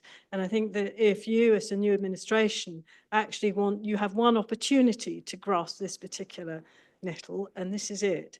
And what I'd be worried about is that if you go for a fudge option, then a few years down the line, everybody's back again dealing with this same problem.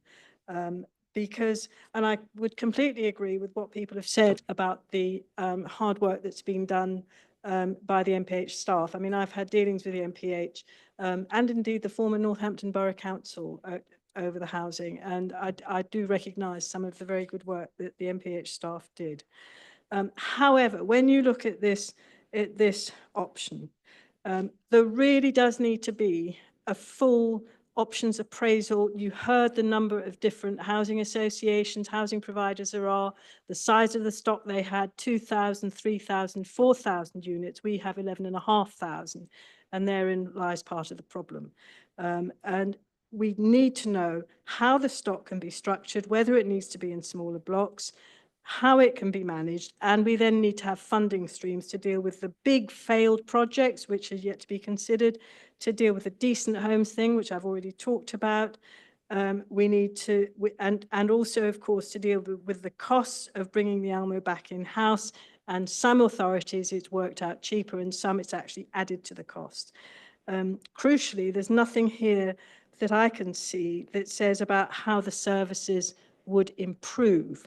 You know, we've had the experience of the avoids, which went out, which were out of house, which came back in house, didn't work, and then MPH put some expertise in. So we don't have that assurance. There's nothing about the funding for the decent homes. We need to see that track. We also need to see how the new build is going to come, considering that the big failed projects aren't going to produce it.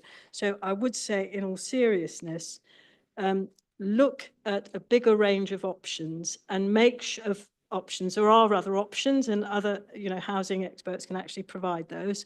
Look at the options. Make sure that all of the funding streams are provided. Improvement of the homes that need it, which are up currently, provision of new homes, and also sorting out the mess of those big projects, so that people can look forward to what they want is a secure tenancy in a decent home for themselves and their families. That's got to be the overall aim for the housing stock in Northamptonshire.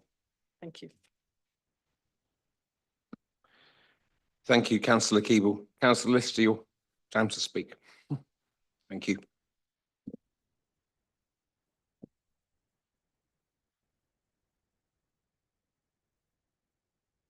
Thank you, Chair. As Councillor Keeble rightly said, these aren't the only three options that have been presented before us, and there are significantly more options that we should be considering and looking at tonight. I'd like to know what were the other options that have been considered as part of this. When they were assessed, why were they discounted and not presented as options here tonight? And given that only 15 ALMOs remain nationally, and they manage 170,000 properties, that means lots of others have already been brought in-house. What learnings have we taken from those authorities to be able to judge that this was the correct decision to make? Thank you. Thank you, Councillor Lister. Councillor McCord as scrutiny chair. Thank you.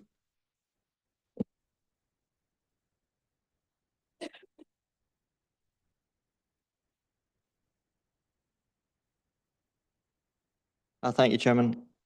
Firstly, can I just congratulate Councillor Hastie? I think you've gripped this. You've been dropped in it from a great height. I think you've gripped it rather impressively. And thank you for that comprehensive setting out of what the issues are. I do think, though, in addition to that, we should have another recommendation around some sort of inquiry into MPH and how we ended up in the slow-moving train wreck that it has become. And particularly when you move on to the other items on the agenda. I want to know, were we lied to? Has this council been misled? What have the board done? What did the councillor members that sat on the board actually do? What did the portfolio holders do? These are questions that I want answered, and I don't level any accusations. I just want to know what was going on, who was asleep at the wheel, because now it's time for them to waken up. However, doing nothing, I think, is certainly not an option. And we have the three options. I don't actually think there are other really great other options that we can have. We can carry on with the ALMO, which is discredited, and you've adequately highlighted the issues. You can go for a large-scale voluntary transfer and try and find another registered provider to take these houses off your hands. However, I very much doubt anybody will want to do that without, one, us giving them a large dowry, and then secondly, that would give Martin and John another 9-figure debt problem, because there'll be a massive amount of debt that will be sitting there against a whole load of houses that have disappeared. So I don't think that's actually credible from a practical point of view or a financial point of view. Which then leaves you with the bring it in-house and try and knock it into shape option, which is the one you're minded to do. The one thing, though, I would say, and it has been mentioned, is that you've identified an amount of money. I would say you need to identify a further sum of money, because this is a communications exercise as much as any other type of exercise that we're going to do. The important thing here are the tenants. And in order to ensure that they are not going to be subject to a whole load of rumours, whether well-intentioned or otherwise, we need to have plenty of communication with those tenants. And I think you need a very good comms budget that you can communicate directly with them and tell people what's going on. They're not going to be dumped out in the street. You know, they're not going to lose the roof over their head. There'll be a lot of that type of thing where people will be rightly nervous. And we as a council and a landlord owe them that as an obligation. So I think you need to probably consider a fairly sensible comms budget in addition to the other 125 grand that you've identified. But that's all I want to say at this point. Thank you, Chair. Thank you, Councillor McCord. I will open the floor to the Cabinet members to comment, going back to Councillor Hastie first, possibly with some input from Jane. Thank you. Okay. Thank you for all those comments. I think everybody here with either 6 weeks or 6 years or longer experience recognises that the ALMO and NPH is a fundamentally flawed machine now.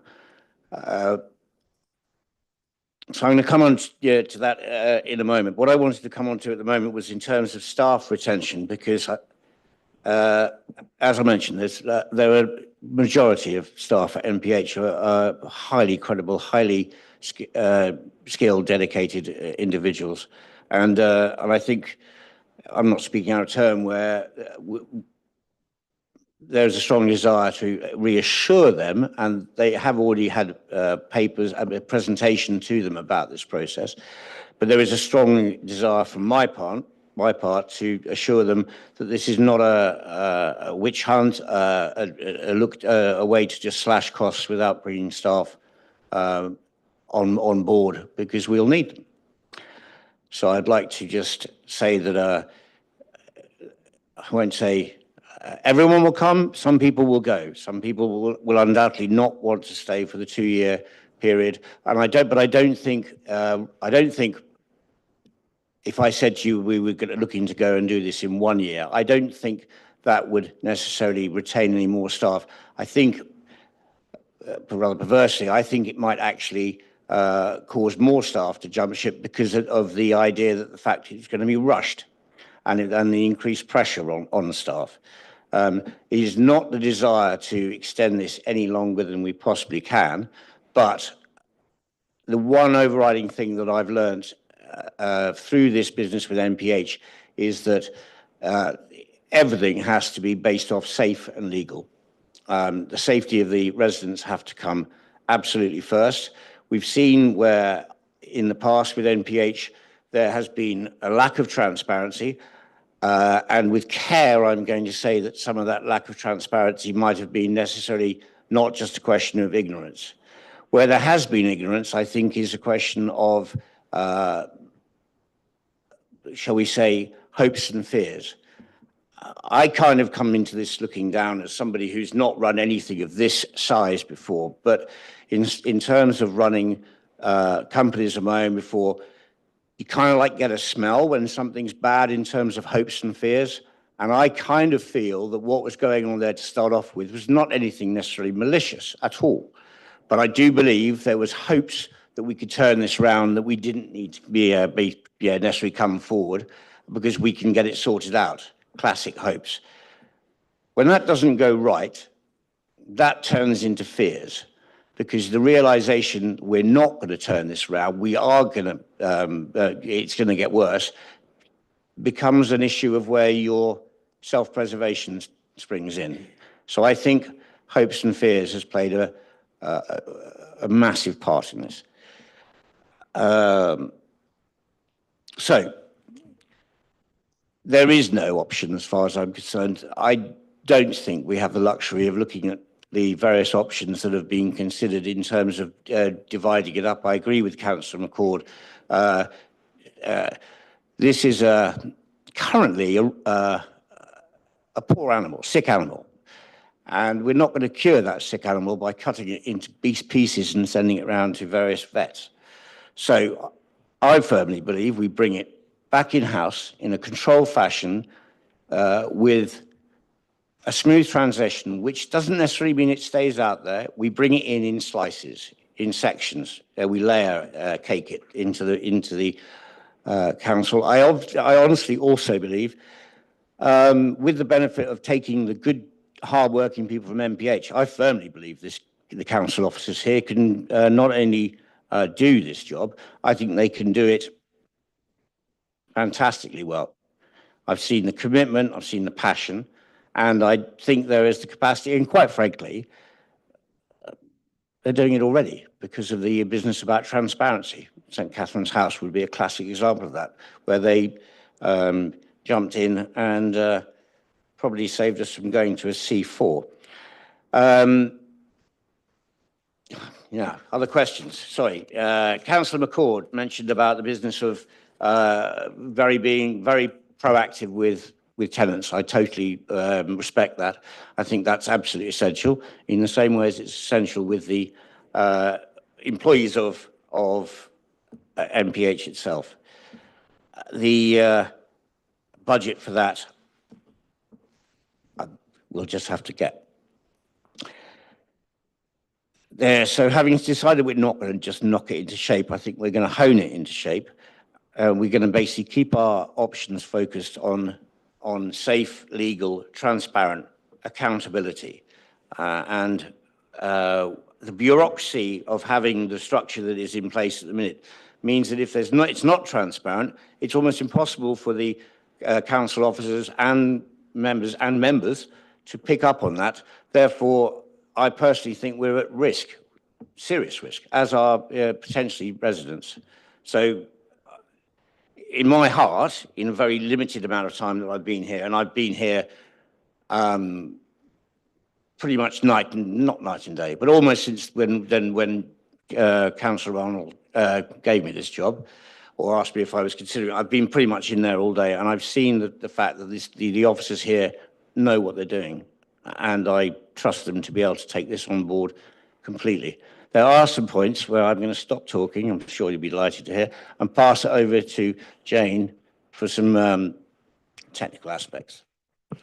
So just to add to what Councillor Hastie said, in terms of staff retention, we have done already presentations, and there will be ongoing communications with those staff, both from Steve as the Chief Exec of MPH, but also myself as well, so that we're keeping the comms lines open. We're also going to offer them as we move forward, and if we get the agreement in November, we'll be asking them to come in for get to know WNC days so that they can experience. They already have a number of relationships with our staff anyway, so I think there's already conversations going on about what does that mean, and we've got frequently asked questions and all the things you would expect behind that.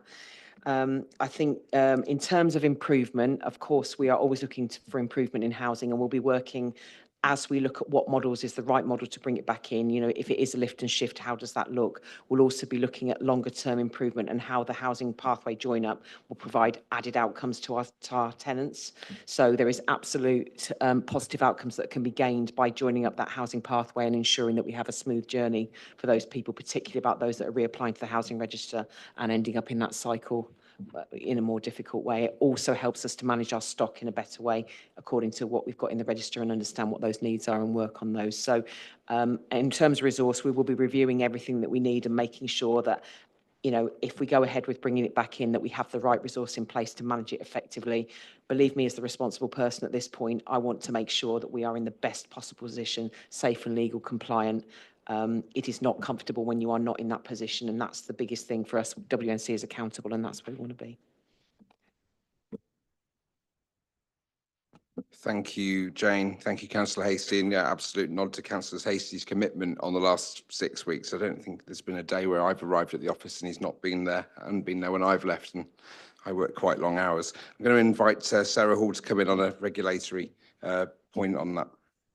Thank you. So it's just a couple of points. So I think the first one is that it's important to note that this is simply a minded to decision. So the decision to actually bring it back in-house has not yet been taken, and that will be taken following completion of the statutory legal process, which will come forward in a future report to members later on this year. So I think that's the first point. And then the second point was just to pick up the point that Councillor McCord made around an inquiry. I would suggest that at this time, members would want to commit the resources that we have available to actually addressing the concerns that we have and looking at the future of MPH, rather than necessarily at this time diluting that by looking into an inquiry, etc. It may be something that comes forward in the future, but I would suggest that perhaps right now we focus on the resources that we have on actually addressing the issues at hand. Thank you, Sarah. I have an indication from Anna to speak before I open the floor to further questions. Thank you, Chair. It was just a factual point that Councillor Keeble you raised. I just wanted to point out, a couple of people have made the comment about the decent home standard and the funding needed. This decision is not related to that funding. The whole point of doing a condition survey and the detail that we did was to be really clear what we needed to replace, what we needed to bring it up to standard and to meet the health and safety standards and the other 4 standards. And members who were here before hopefully will remember we bought an asset strategy to a previous council which set out the funding. We also, as you know, seconded one of Martin's colleagues, one of our top finance ADs, to work with them on that plan and the financials to make sure they were right, to make sure that we had those things covered. So I just wanted to reassure people that that plan, in terms of getting homes to a decent standard, has already been signed off and the funding is already part of the plan and there. Thank you. Thank you, Anna. Any members of Cabinet wish to speak on the report, other than what we've already heard? Okay, thank you. And we need to take the report to a vote, in which case I'll need a proposer and a seconder. And just to be clear, sorry, I beg James to propose. Thank you. Councillor Petto, a seconder from the floor. Councillor Manning, thank you. And we'll take that to a vote with the recommendations in the report. Thank you. A show of hands, please. Thank you. That's passed. At this point, we take a 10-minute comfort break. Everyone, councillors indicated a 10-minute recess required, and then we'll resume. There is a large part in point 14 in the next part of the meeting to address. A 10-minute recess. Thank you.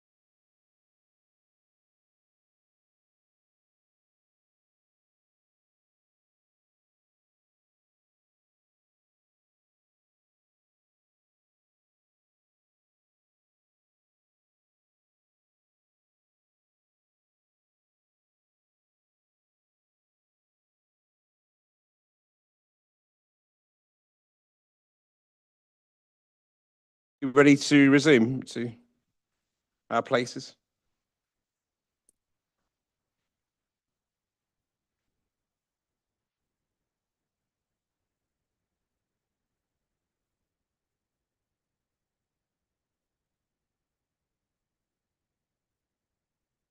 Thank you, everybody. We'll resume the meeting at 2010, starting with item number 10 on the agenda tonight, the procurement of term maintenance and cleaning contracts.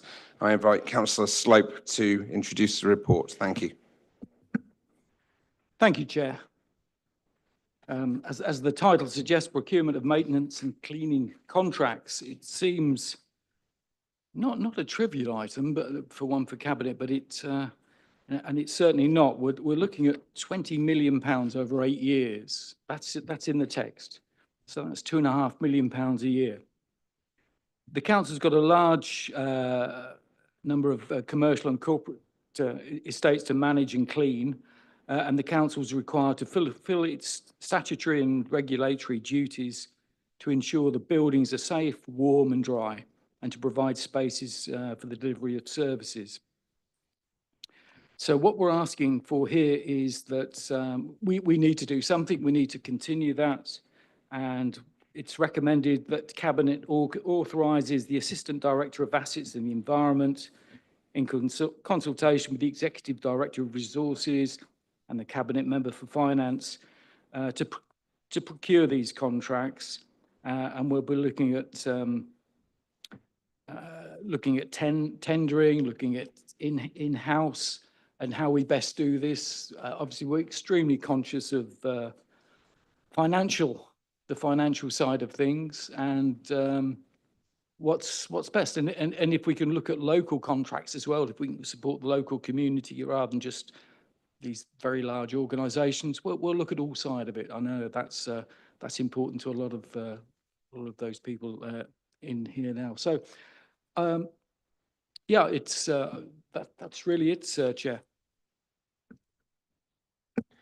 Thank you, Councillor Slope. Registered speakers, Councillor Purser, if you would, please.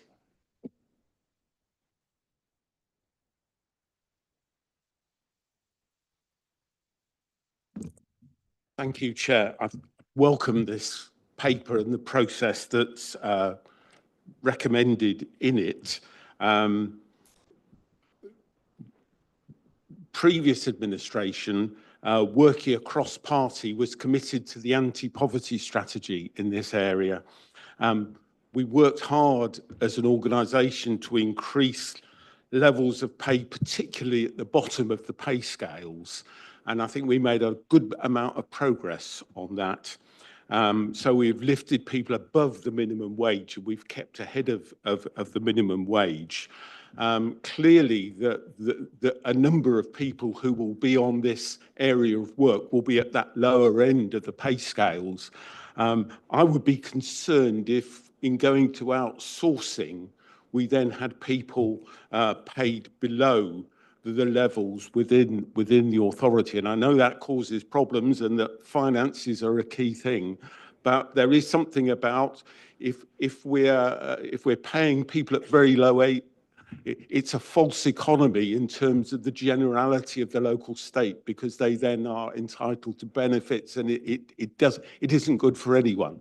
So I would urge the administration to look very carefully at all the costs and the benefits of this.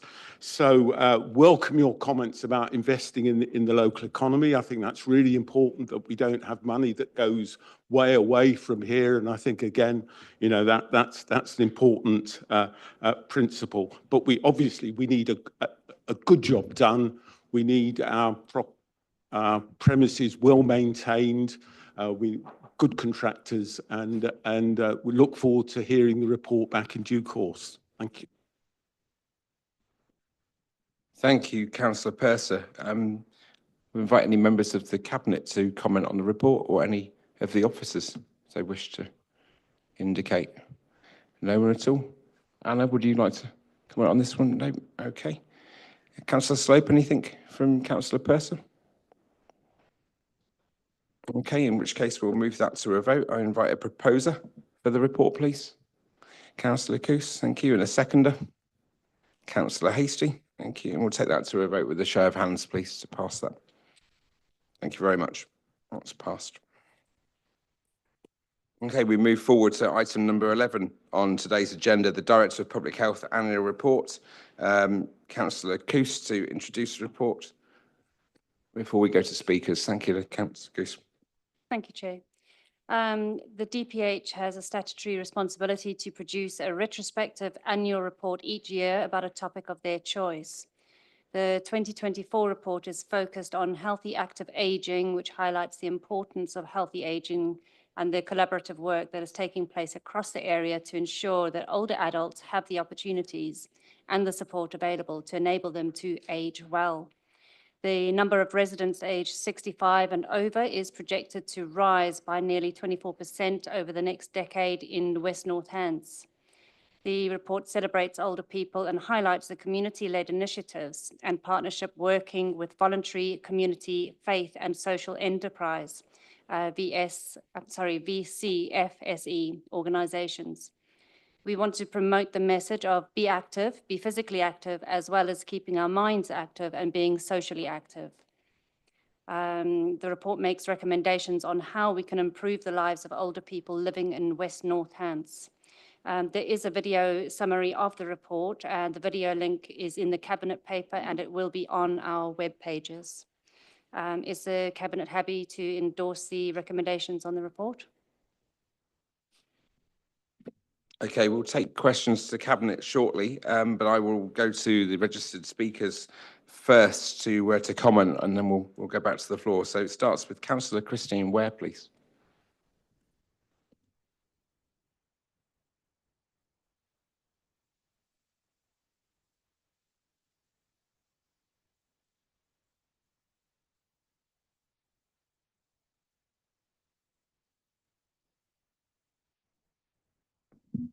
Thank you, Chair. I was pleased to see the report focusing on ageing well, but a little concerned that whilst it is a very important part of public health, it is just one single aspect. I'm also interested to know why the revised report issued today at lunchtime has noticeably different numbers regarding life expectancy. I make reference to page 9 of the new report. Last year, we sought answers to the massive rise of children in relative poverty in West North Hants. I make reference again to page 14 of the 2023 report, which I note is very different from this year's format. This group had risen by 42.1% in the last 2 years, in comparison to a 1.2% rise in England as a whole. This annual report doesn't even refer to poverty as being a determinant of health. And I'm particularly keen to have an update on our anti-poverty strategy. How many children are in relative poverty in West North Hants today? I do have concerns that even with the update issued at lunchtime, this report is incomplete. Thank you. Thank you, Councillor Ware. Just to clarify there that the report that was issued today was clarifying a data error in one of the tables on the report, but none of the substantive content was changed. Yeah. And just 1 second, Councillor Harris. Can you, sorry, would you?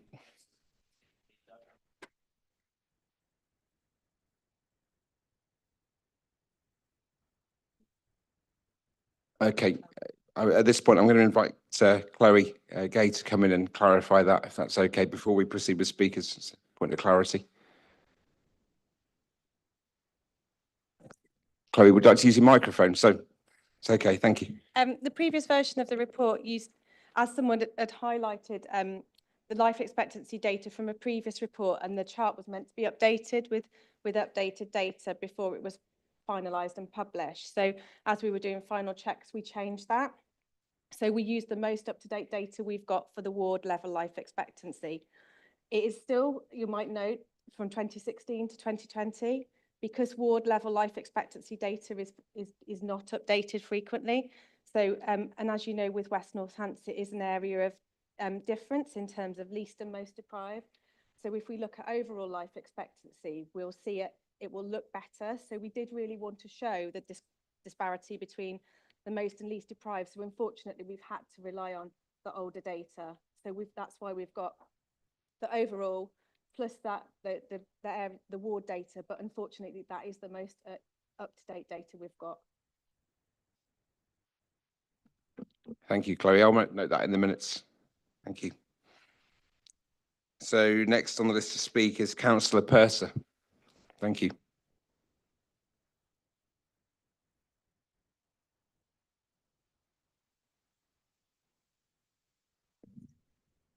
Thank you, Chair. As usual, this is an important and informative document for Cabinet and actually, I believe, the Council, and I hope that all councillors will read it line by line.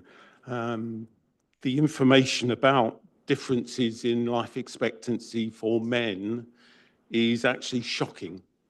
That men in Castle Ward, at least 5 years, probably 7 years difference in life expectancy. My concern is that those disparities have been increasing over recent time. So that's my concern. It links back, I think, to the importance, if we look at older people and services for older and links back to the Chief Executive's comment, which he rightly pointed out the importance of prevention. And in fact, this report looking at older people and prevention is absolutely spot on. That how do we do that? And I think the challenge for us all is how do we get our people of my age more active and get that out of the report and onto the ground. So we're actually doing it rather than reading reports about it, because actually reading a report about it confounds the problem, really. So we need to be more active. I was very interested last night at our scrutiny meeting where Councillor Ishmael raised these disparities as a key issue for scrutiny to look at. And I hope that as the year goes on, we can actually come up with some real concrete actions that this council can take that can change this. And it's difficult, but it needs to be done. And that's the challenge. Thank you.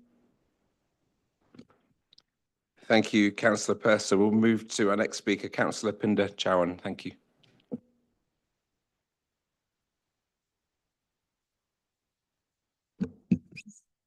Good evening. Thank you. My name is Councillor Pinder Chauhan and I represent the Hunsbury ward and residents living in East Hunsbury, West Hunsbury and Collintry. I want to take a moment to reflect on this public health annual report and highlight some of the positive work that's also been done in the past, not just the negative comments that are coming out from this evening. I think we need to first of all thank the former Director of Public Health, Sally Burns, for all the work that she's done, and also in collaboration with the former Cabinet member, Matt Golby, who also for decades has worked in this area. And so their collaborative leadership has led to this report and some of the improvements that we are seeing, laying down the strong foundations for our public health strategy. We all know that public health is more about treating illness. It's about prevention, well-being, and creating healthy communities. And this paper does talk about an aging population. It talks about the £20 million annual grant that the council has been given to deliver these services.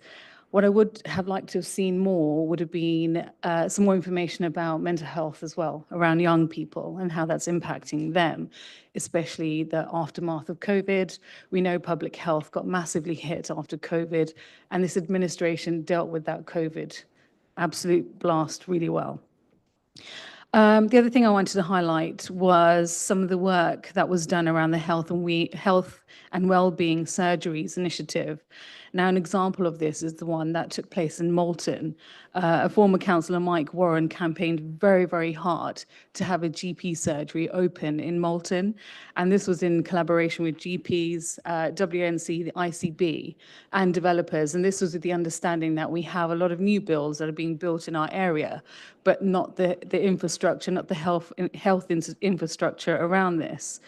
I've been campaigning in my own ward for a GP surgery in Coventry Park to support our aging community and also support, you know, the amount of houses that are going there. We can't put this pressure on the health infrastructure that's there. So my question is to the cabinet member and the leader that given that we have got the cost pressures that we've spoken about earlier today, given that we've, you know, the last census data pointed to 13.5% population growth, what is your plan to invest in essential services like GPs and expanding, you know, where we have got homes, but, you know, we've got almost 1,500 homes in the next 2 years being built in my ward alone, let alone the whole of West Northamptonshire. How are we going to build the health infrastructure to help and support these residents and not put pressure on local services, existing services? Thank you.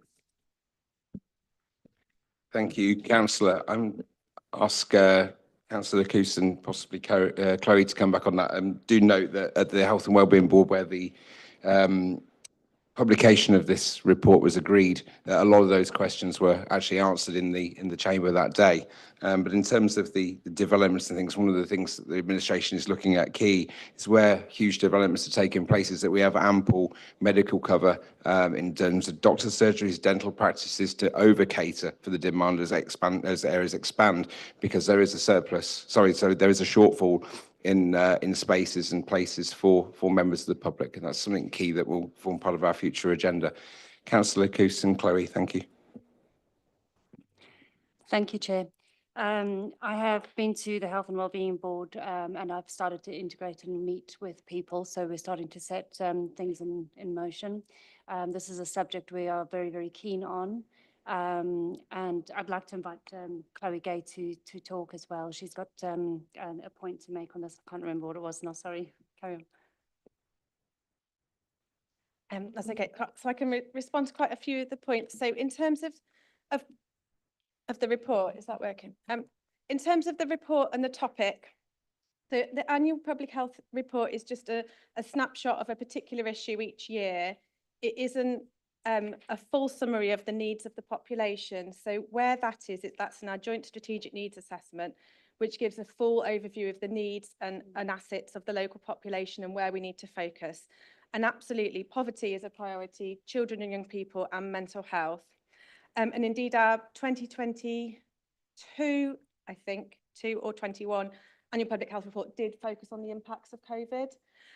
But the annual public health report is, like I said, a snapshot and a story of what's been happening over the last year. But we have a whole host of strategies and approaches. So the Health and Wellbeing Board has a statutory duty to publish a joint health and wellbeing strategy, and that will set out all of the areas of focus alongside our integrated care partnership strategy. So there are lots of policies and strategies and documents that look at the health and wellbeing of the population, and it's a system approach that we need to take. So lots of partners are working on lots of these issues, and this report is just a snapshot of one thing. In terms of an update on the anti-poverty strategy, I know colleagues are working on the plans for the next phase of that, so we'll have to bring an update back to you on that. Absolutely, the increase in disparities is a concern. We're seeing that nationally, the increasing gap in life expectancy. It's not just a local issue, but it is absolutely a local concern that we need to continue to think about and continue to focus on those communities that have worse outcomes and how we can support and enable them through the work that we do across the whole council and across the system. So it's a partnership approach that we need to take, looking at poverty, looking at housing, look at employment, all of those building blocks for health, alongside making sure services are accessible and timely. So we're thinking about getting people to the right services early on so things don't escalate. And absolutely welcome the challenge to actually let's turn this report into a reality, get people more active and operationalise it. And in the public health team, we've got a healthy, active ageing stakeholder group developing a plan on how we're going to turn this report into reality. I hope that's answered all the questions. Thank you, Chloe. Thank you, Councillor Cooks before. Does anyone from the Cabinet have any other comments? Chair, for me. Councillor Hasty.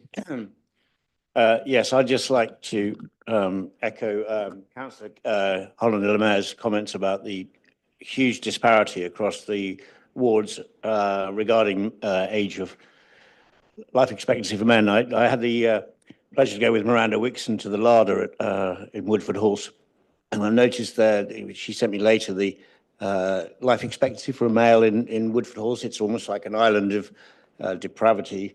It's not the right word, deprivation, sorry. With,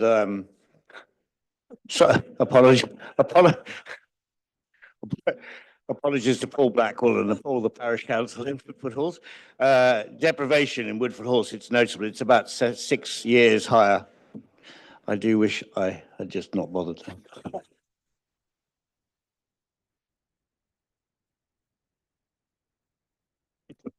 Thank you. Councillor Hasty, I can't wait for the next item on the agenda.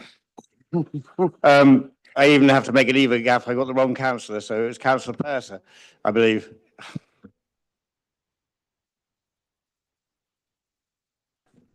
Are you all good? Okay, I just asked Councillor Jahan, was it a point of clarity you wish to speak on or another point? Because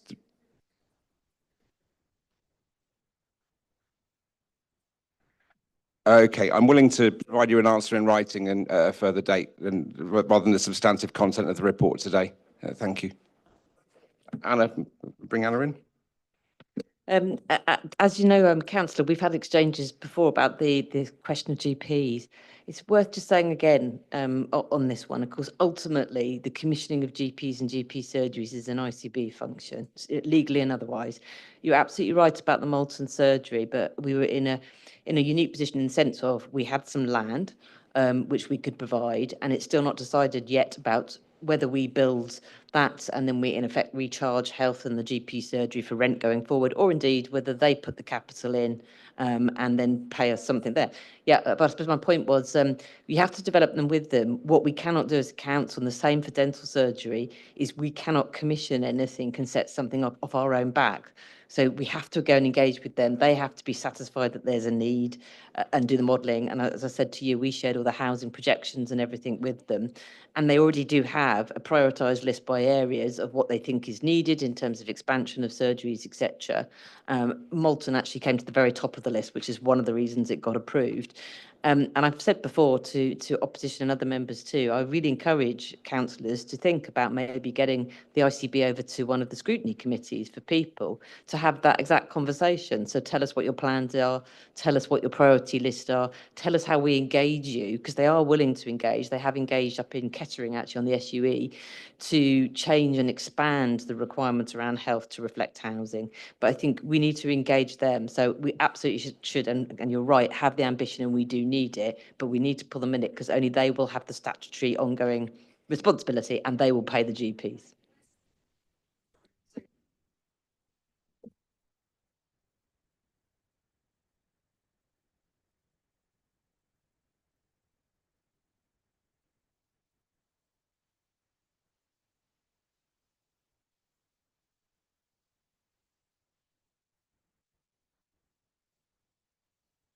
So, sorry, just go back, just to finish it off. So you're absolutely right, and we should engage them in that conversation. However, it's still the case, they have to satisfy themselves. There is an ongoing need and budget to pay for that, and the GPs and whatever's required going forward, because ultimately they set all the contracts, not us. So I think it's an influencing role, but we need to bring them to the table, and we should absolutely explore what else needs to be done. Okay, are there any other further comments from the Cabinet or officers? And we'll move this forward to a vote per the recommendations in the report. Proposer, please, from the floor. Councillor Hasty, seconded by Councillor Last. Thank you. And then take that to a vote with a show of hands. Thank you. All passed. Okay, we'll move on, conscious of the time and people's travel back to various places. item number 14 on the agenda, it's probably the most substantive report this evening, and return to Councillor Hasty with some interesting definitions, I'm sure, to come. Thank you.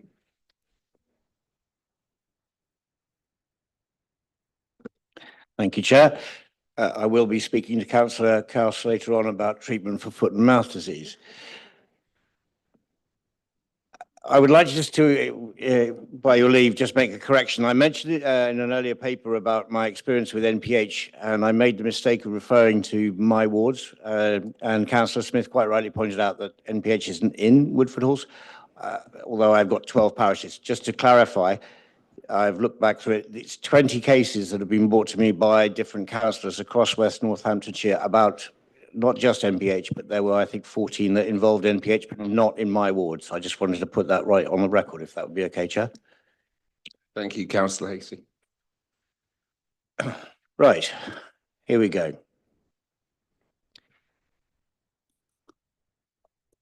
Thank you very much to members for accepting the or tolerating the change in order. I think this is probably the stickiest that I had to get my head around in terms of NPH. So this briefing note is basically, report title is Large Housing Projects Update. This report updates Cabinet onto the status of 3 major housing schemes, Avenue Campus, Roof Gardens and Belgrave House, originally planned as affordable housing developments led by Northamptonshire Partnership Homes. Due to severe viability issues, original plans have been deemed undeliverable. The Council is proposing revised strategies to minimise losses and optimise delivery of housing and regeneration. All 3 projects were originally intended as 100% affordable housing schemes, but are now facing severe viability challenges due to a combination of technical, financial and regulatory issues. I'll come back to that later. These have necessitated a significant change of approach by West Northamptonshire Council of putting the delivery of the schemes into the Council and away from MPH to recover value and aim to deliver viable development on each site. NPH, as we've covered,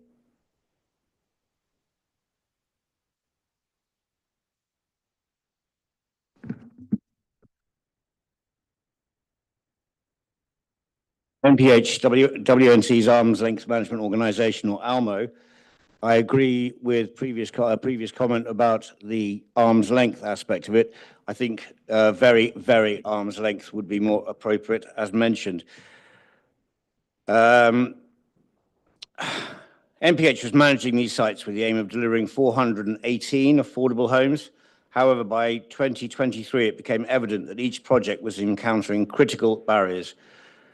Rising construction costs, poor internal governance and delivery performance at NPH, inadequate understanding of Homes England grant requirements, design and compliance shortcomings, e.g. Building Safety Act.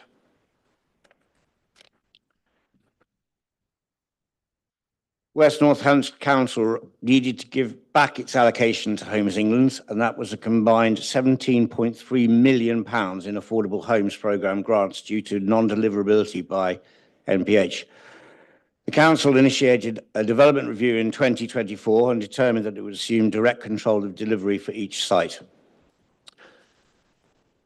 I'm going to give an overview of each site, and then I just want to summarise, so I'll make it as quick as possible. Avenue Campus was originally intended to deliver 170 affordable homes, and to date we've invested approximately £13.7 million in land acquisition, demolition and design. The original plan included Homes England grant of £10.2 million for Avenue Campus, which had been secured for the project, and later the allocation had to be returned due to the viability challenges and inability to deliver the affordable housing scheme. Due to viability constraints, we now propose a market-led development of up to 170 homes, with affordable housing included only if financially viable. We've already secured £1 million from Brownfield Land Release Fund and are progressing the sale of Bassett Local Hall to recover costs. This approach gives us the best chance of recovering our investment and delivering a high-quality mixed tenure community. So we are asking Cabinet to improve the revised delivery strategy, the procurement of infrastructure works, and the use of up to £4.8 million from the existing budgets to include utilities, to enable utilities planning and site preparation. The issues there are 0.7 million in abortive costs written off, no guaranteed affordable housing coming forward on the development, planning and power issues to be resolved with power causing delay of the delivery of new housing until after October 2028, and potential £9 million impairment if land values underperform, particularly offset by capital adjustments. Second development is Roof Gardens, Castle Street. The Roof Garden site, including Castle Street, was originally planned for 126 affordable homes. 24 new homes have been completed at Castle Street, and now propose a revised scheme of 58 affordable apartments, bringing the total to 82 homes, matching the number previously on the site. Issues here: the apartment building is no longer viable due to archaeology, cost inflation and regulatory changes, and Homes England withdrew a further £7.1 million in grants. The new lower home scheme will require a new planning application and design changes, and the report also notes the likely increased cost of £23.1 million for the apartments, which, when taken with the cost of Castle Street, is over twice the original budget for less homes. As well as this, it will require longer-term HRA payback, possibly up to 50 years. We are asking Cabinet to note the use of £1 million from the existing budget to develop new planning application, and that the revised scheme will take longer to repay but remains viable in the long term.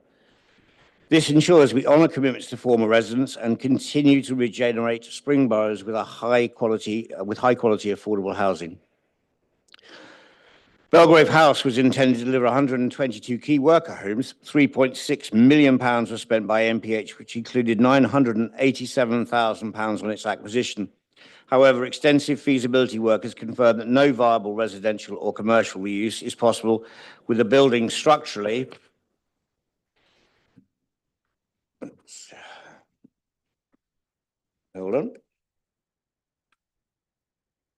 financially unviable for housing. They're also currently holding costs for the building of £87,000 a year. The new approach, now integrated into Greyfriars regeneration project with English Cities Fund, the demolition proposed due to, poor design, high retrofit costs, overshadowing of nearby regeneration zones and restrictive lease conditions, which were partially lifted. Site to be transferred from HRA to General Fund. This will unlock new public realm, improve connectivity and support future economic development in the town centre. So the key issues I think I've identified here is the NPH performance concerns, which politely put as lack of skills, commercial acumen, technical errors and poor transparency. I personally take it this is getting one's ambitions mixed up with their abilities, basically, to the point of almost reckless incompetence. And that's just the way I see it. Viability challenges driven by construction cost inflation, regulatory changes, Building Safety Act, and flawed project assumptions, and the loss of the Homes England grant, which amounted to £17.3 million, withdrawn due to delivery risks. The project updates: Avenue Campus, original plan, 170 affordable homes, current strategy, market-led development with potential for some affordable housing if viable. Investment to date, 13.7 million. Land demolition fees with 9 million needed to be treated as unrecoverable. And then Roof Gardens, which the original plan was 126 affordable homes, current strategy 58 affordable homes plus 24 already completed at Castle Street, giving rise to 82. And the investment to date, 8.8 million. Belgrave House, 122 key worker homes, proposed demolition and integration to Greyfriars regeneration with English Cities Fund. Investment to date, 3.8 million, unrecoverable costs. So the implications are that, as far as I can see, that this has cost effectively loss of grants and abortive costs on schemes, £29.9 million. And it's gone from affordable housing target of 418 to 82, which is, rather unfortunate. Just find my way back into my other paper. So Financial and housing implications. Significant sunk costs already on it, so 13.7 million on the Avenue, 8.6 million at the Roof Gardens, and 3.6 million on Belgrave. Avenue Campus, depending on the options agreed upon, a revaluation of the 3 parcels will be necessary, potentially resulting in disposal losses. These losses are treated as impairments within the HRA, and in the worst case scenario, the financial implications could be significant, circa £9 million. Roof Gardens, the impact of this on HRA finances is that the optimum scheme will be brought forward, is likely to take longer than the standard 40-year appraisal measure to return a net contribution to the HRA. And Belgrave House, in light of this scheme not being viable to be taken forward as HRA council housing development, a full analysis of expenditure incurred to date has been undertaken to determine costs that have not contributed to asset enhancement. These include costs, for example, of site security, professional fees on design and architecture. The costs identified to date are in the region of 1.4 million and are classified as abortive costs and must be written off to revenue within the HRA. The revised strategies will reduce the affordable housing output from 418 homes to approximately 82. The HRA impact is less rental income and increased pressure on the housing register, and the abortive costs and impairments to be managed through HRA reserves and accounting adjustments. So, the recommendations to the Cabinet. Cabinet is asked to note the current financial and delivery status of the 3 schemes, to approve a revised strategy for Avenue Campus, including up to 2 land disposals and up to 2 infrastructure contracts, to note the £1 million BLRF grant that was secured, to approve 4.8 million infrastructure and planning spend, partially offset by sale proceeds, and note 1 million for Roof Gardens redesign, and note the removal of Belgrave House from the housing strategy, and acknowledge reduced housing output and HRA delivery constraints. The strategic rationale for the proposed approach is maximise the recovery of existing investment to minimise the holding costs and facilitate regeneration. Avenue Campus and Roof Gardens will still deliver a significant number of affordable homes where possible. Belgrave House's development of the General Fund supports wider economic and place-making objectives. And with regards to the risks and dependencies, the delivery risks, partner insolvency, planning or infrastructure delays. Funding risks, future AHP grants from Homes England are uncertain. Political and public risk, which is reduced affordable housing delivery. And the mitigations include council oversight, grant re-engagement and phased implementation. Communications and community engagement and local consultation will continue through the planning process. Former tenants of Castle Street will be given priority where possible for return to new housing, and communication with Homes England is ongoing. Once again, I would like to thank the team of officers within Major Projects and Regeneration for their outstanding work on helping us get to this paper and this strategy and recommendation. And the closing remarks are, while the challenges facing these projects are significant, the proposed strategies offer the most viable path forward. They strike a balance between fiscal responsibility, housing need, and long-term regeneration ambitions. And I commend this paper to the Cabinet, following speakers, and I welcome your support. Thanks, Councillor Hasey. Thank you for that comprehensive review there. We'll go straight to speakers on this. Councillor Harris, would you join us? Thank you.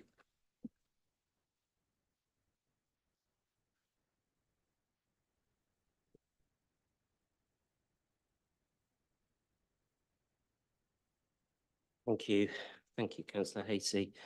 I think the only place to start is just to point out the obvious, really, which is this entire issue is one unholy costly mess.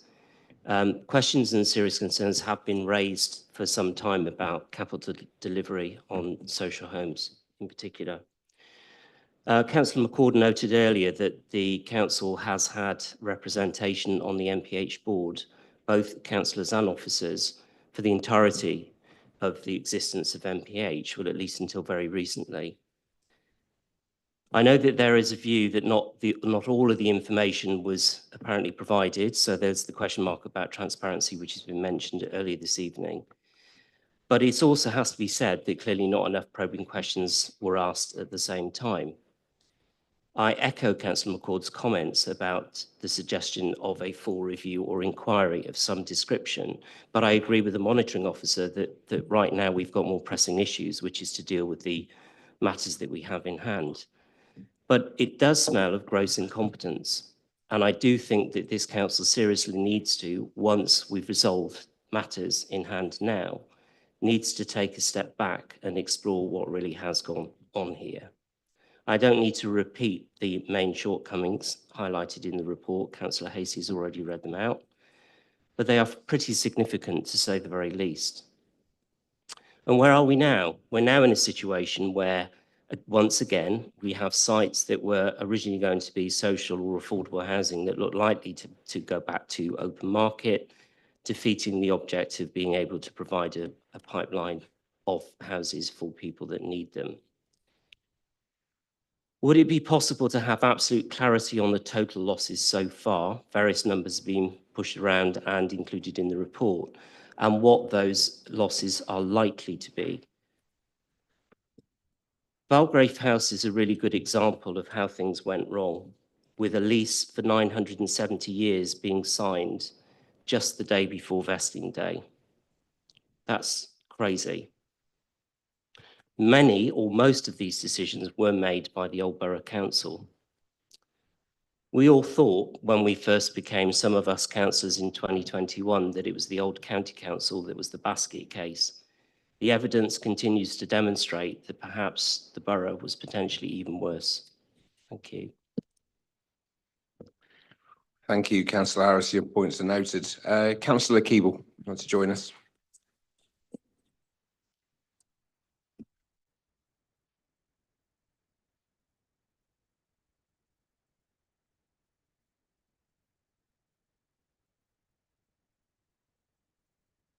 Thank you very much.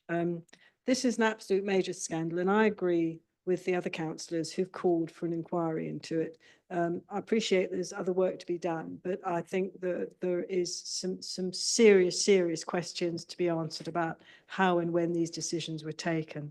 But I also think that it's wrong just to heap all the blame onto Northampton Partnership Homes. I completely understand all the mistakes that have been made by them, but they were paid a management fee by West Northants Council to manage the housing stock and to do the work for them. And you don't normally pay someone to look after your property and then stand by while they burn it down. And that's actually what's happened here.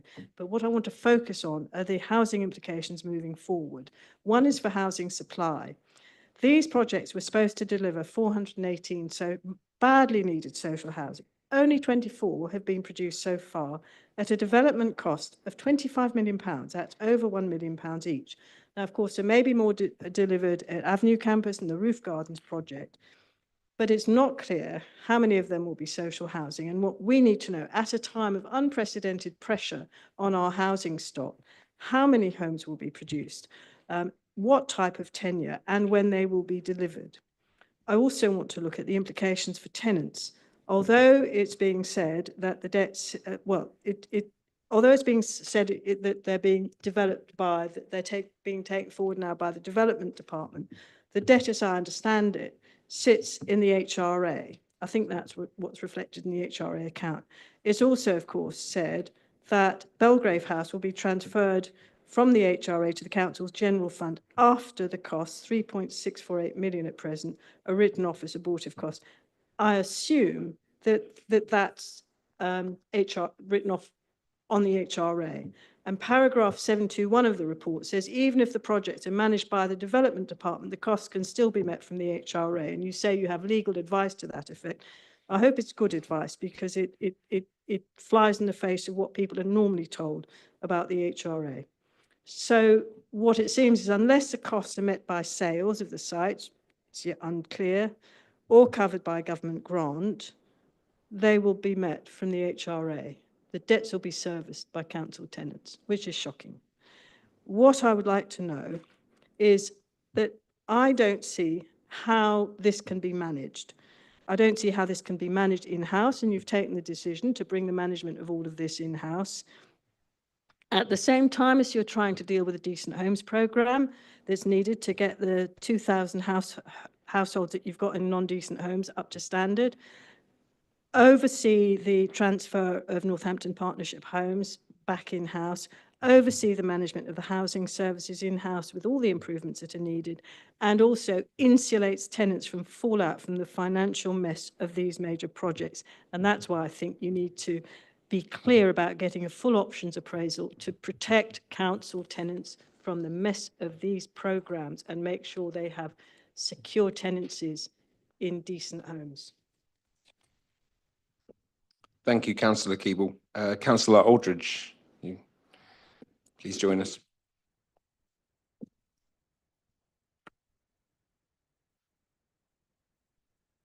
Thank you, Chair. And a lot of the shockingness of the report highlighting systemic incompetence has already been conveyed.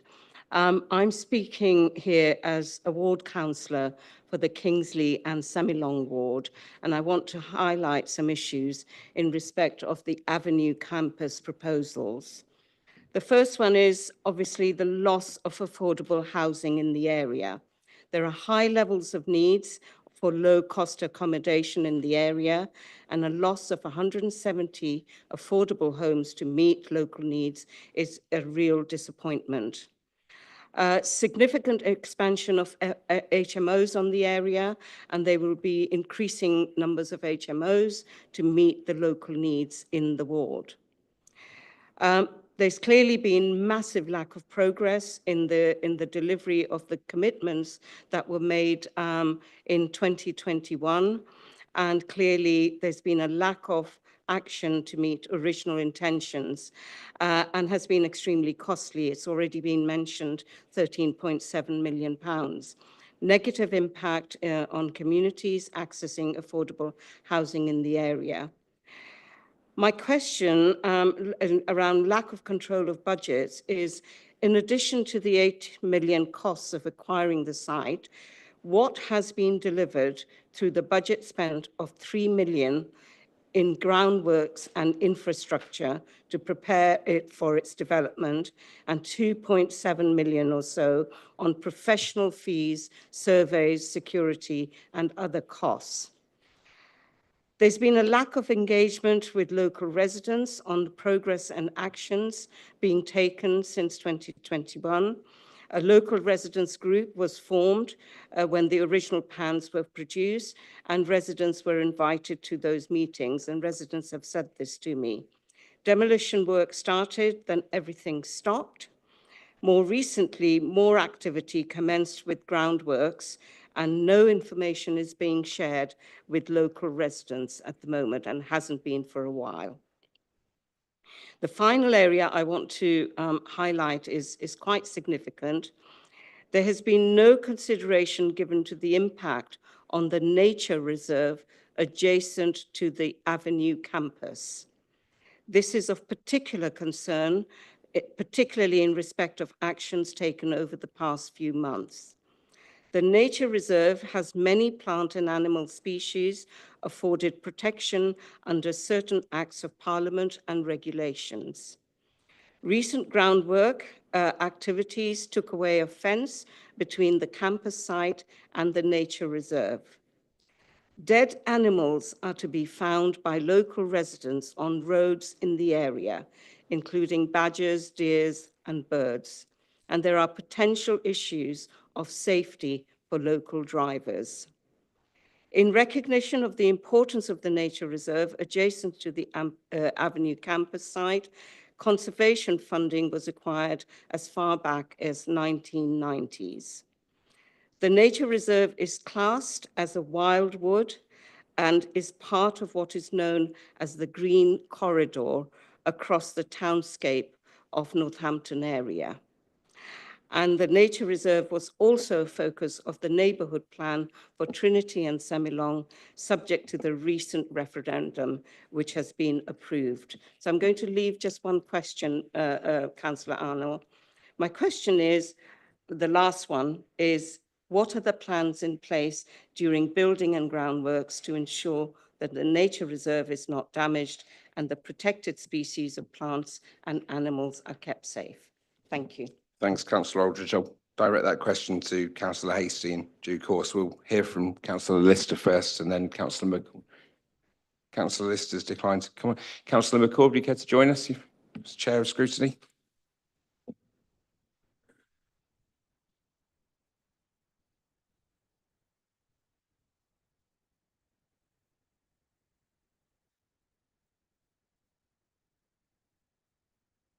Thank you, Chairman. So this leads on from the other report we had earlier on NPH. And from what I can see in this report, we've splashed millions up the wall with next to nothing to show for it. What we do have is a higher cost per unit than originally planned, and radically fewer units will eventually be delivered years late. We seem to have allowed a bunch of muppets where ability counted for nothing, their ability didn't match their ambitions or their egos. It seems to me we had Bob the Builder meeting Mr. Bean, meeting MPH, and what we have is not very much to show for it. Nothing delivered, money wasted, and a quite scandalous state of affairs. That might be funny for a comedy, but this is a scandalous waste of taxpayers' money.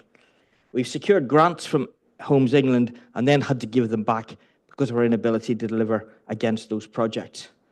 I also share the concerns that have been mentioned about capacity.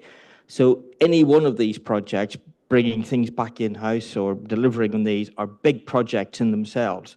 So are we satisfied that we have the ability to deliver the revised plans and not compound one issue with another? And whilst I hear that officers are not keen on having an inquiry into how we got here, things must not be ignored and put on the "it happens" pile.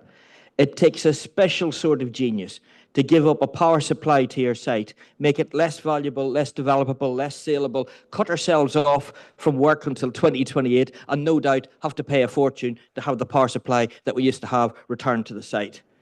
I noticed that we had about half the Tory group here earlier, and most have now slipped away or not wanting to speak to spare their own embarrassments. Had the former leader and former portfolio holder still been a member of this council, I'd be calling for his resignation. This is outrageous. Councillor Hastie, you yourself described it as reckless incompetence. This is another public funding scandal in Northants to add to a long list, and we must have that full inquiry into this waste and full accountability. Thank you, Chairman. Thank you, Councillor McCord, for your input. I'll take questions from Cabinet members on the floor after Councillor Hastie with Jane have given a response. Thank you to all the speakers. Thank you, councillors. If I miss anything, please, in terms of the questioning, I was scribbling as fast as I could. If I miss anything and I don't answer anything, please submit it in writing and I will get back to you as soon as possible. Councillor Harris, yeah, it's a ghastly mess. I'd also like to recognise that through a lot of research and diving down into past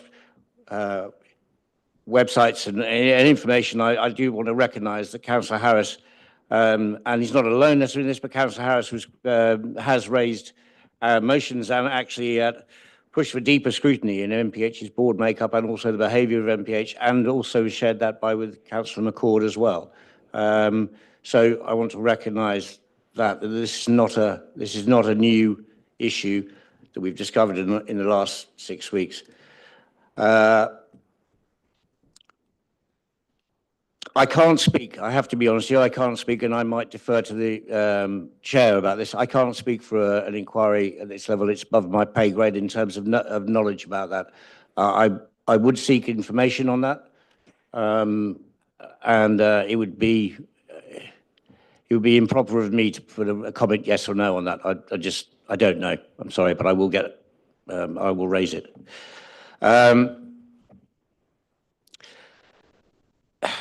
Yeah, the Belgrave House, in terms of things such as 970-year leases being signed and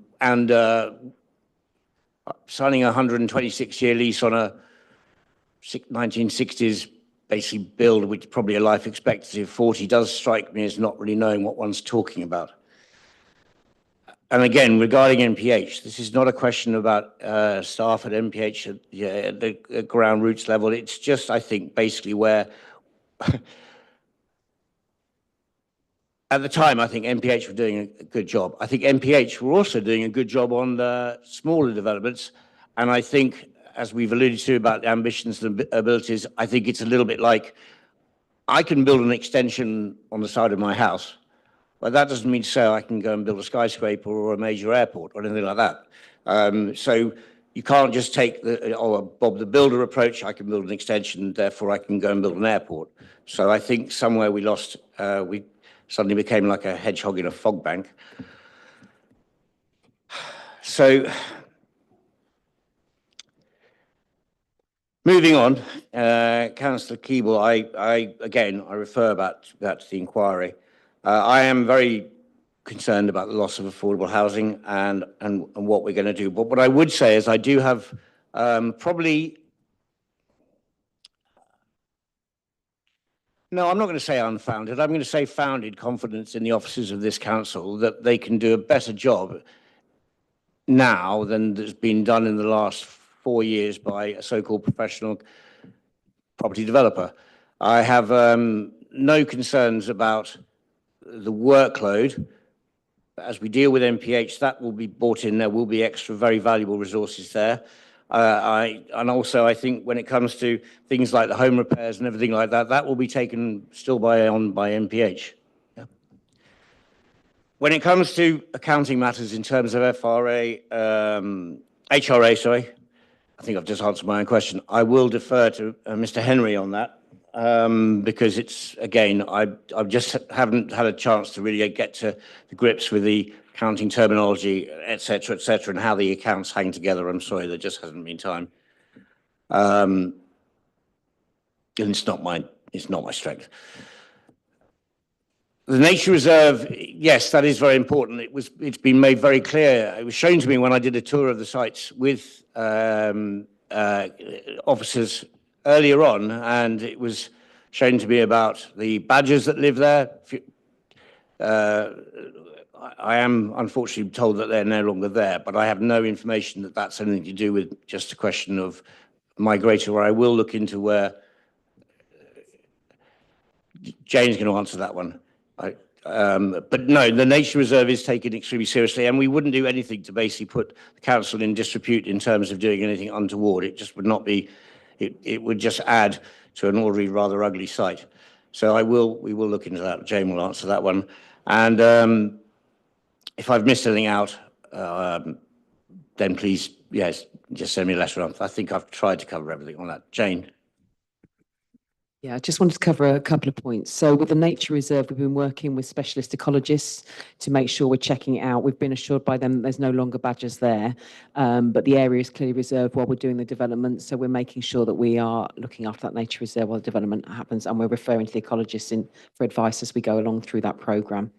And just with regards to the costs you were referring to, in point 5.13 of the report, it gives the overview of what costs were spent on Avenue Campus in terms of demolition and professional fees. So that's all there in 5.13, if you want to refer to that. Thank you, Jane. Thank you, Councillor Hastie. Bring Stuart Tiverton at this point to address the point. Yeah, thanks, Chair. Just picking up on a few points there. Again, I think consultation with residents was mentioned. Obviously, this would be subject to a future planning application. And as part of that planning application, we'll make sure there is a full consultation with all of the residents. And that then goes on to pick up some of the conservation area and ecology side of things, because as part of that, obviously, we will need to reassess that through the new regulations, which will include biodiversity, net gain, etc., etc. So there is added value and possibly investment in that part as we go forward. Jane's picked up the point about the costs, and again, you raised issues in regard to that. In terms of the overall costs and the end costs, well, again, as I think has been identified, we're at a point of time where we're getting a strategy for moving it forward. And obviously, that overall cost assessment can only be made once we know what the planning and the development and the procurement of that development will look like as we go forward. In terms of WNC's role in this, I'd just like to reiterate what's in the report, and all of these decisions were made as part of the Borough Council and pre-vesting day in terms of the sites coming forward. Again, in terms of the inquiry, I think Councillor McCord said understood why officers are not keen. I don't think officers have ever said they're not keen for an inquiry. That is a one for the politicians going forward. I think we've only just commented on the timing of an inquiry in regard to that. Just one last point in terms of what has been said many times is about competence or the lack of it, etc. It's also questions over who and the non-technical side of the board as well. I'd just like to point out that Homes England gave a grant of £10 million for this site on Avenue School. To do that, they were identified a great deal of information to give that £10 million. They were, sorry, I'll use my words carefully, they were convinced by this particular project. So if Homes England and all the technical expertise that was involved in that were convinced, then I do have some sympathies for the members and the non-technical members of the board who were overseeing this, et cetera, et cetera. So I will make that point. However, that's notwithstanding the need, as has been suggested, for a review of whether we need an inquiry. In terms of competence going forward, I'd point to the successes of WNC in terms of regeneration. I would point to the fact that we're actually dealing with Great Fires now. We're only one of 17 authorities that have got English Cities Fund interest. That interest only comes because of the competency and the capacity we've got within in-house. So again, in many respects, these are challenging, difficult, but small-scale sites in comparison. So I'd absolutely and put my name to that here tonight, that we will turn this round and we'll do a good, competent job on this as we go forward. So happy to back that at any meeting or any review that comes forward. Thanks, Leader. Sorry, thank you, Stuart. Sally?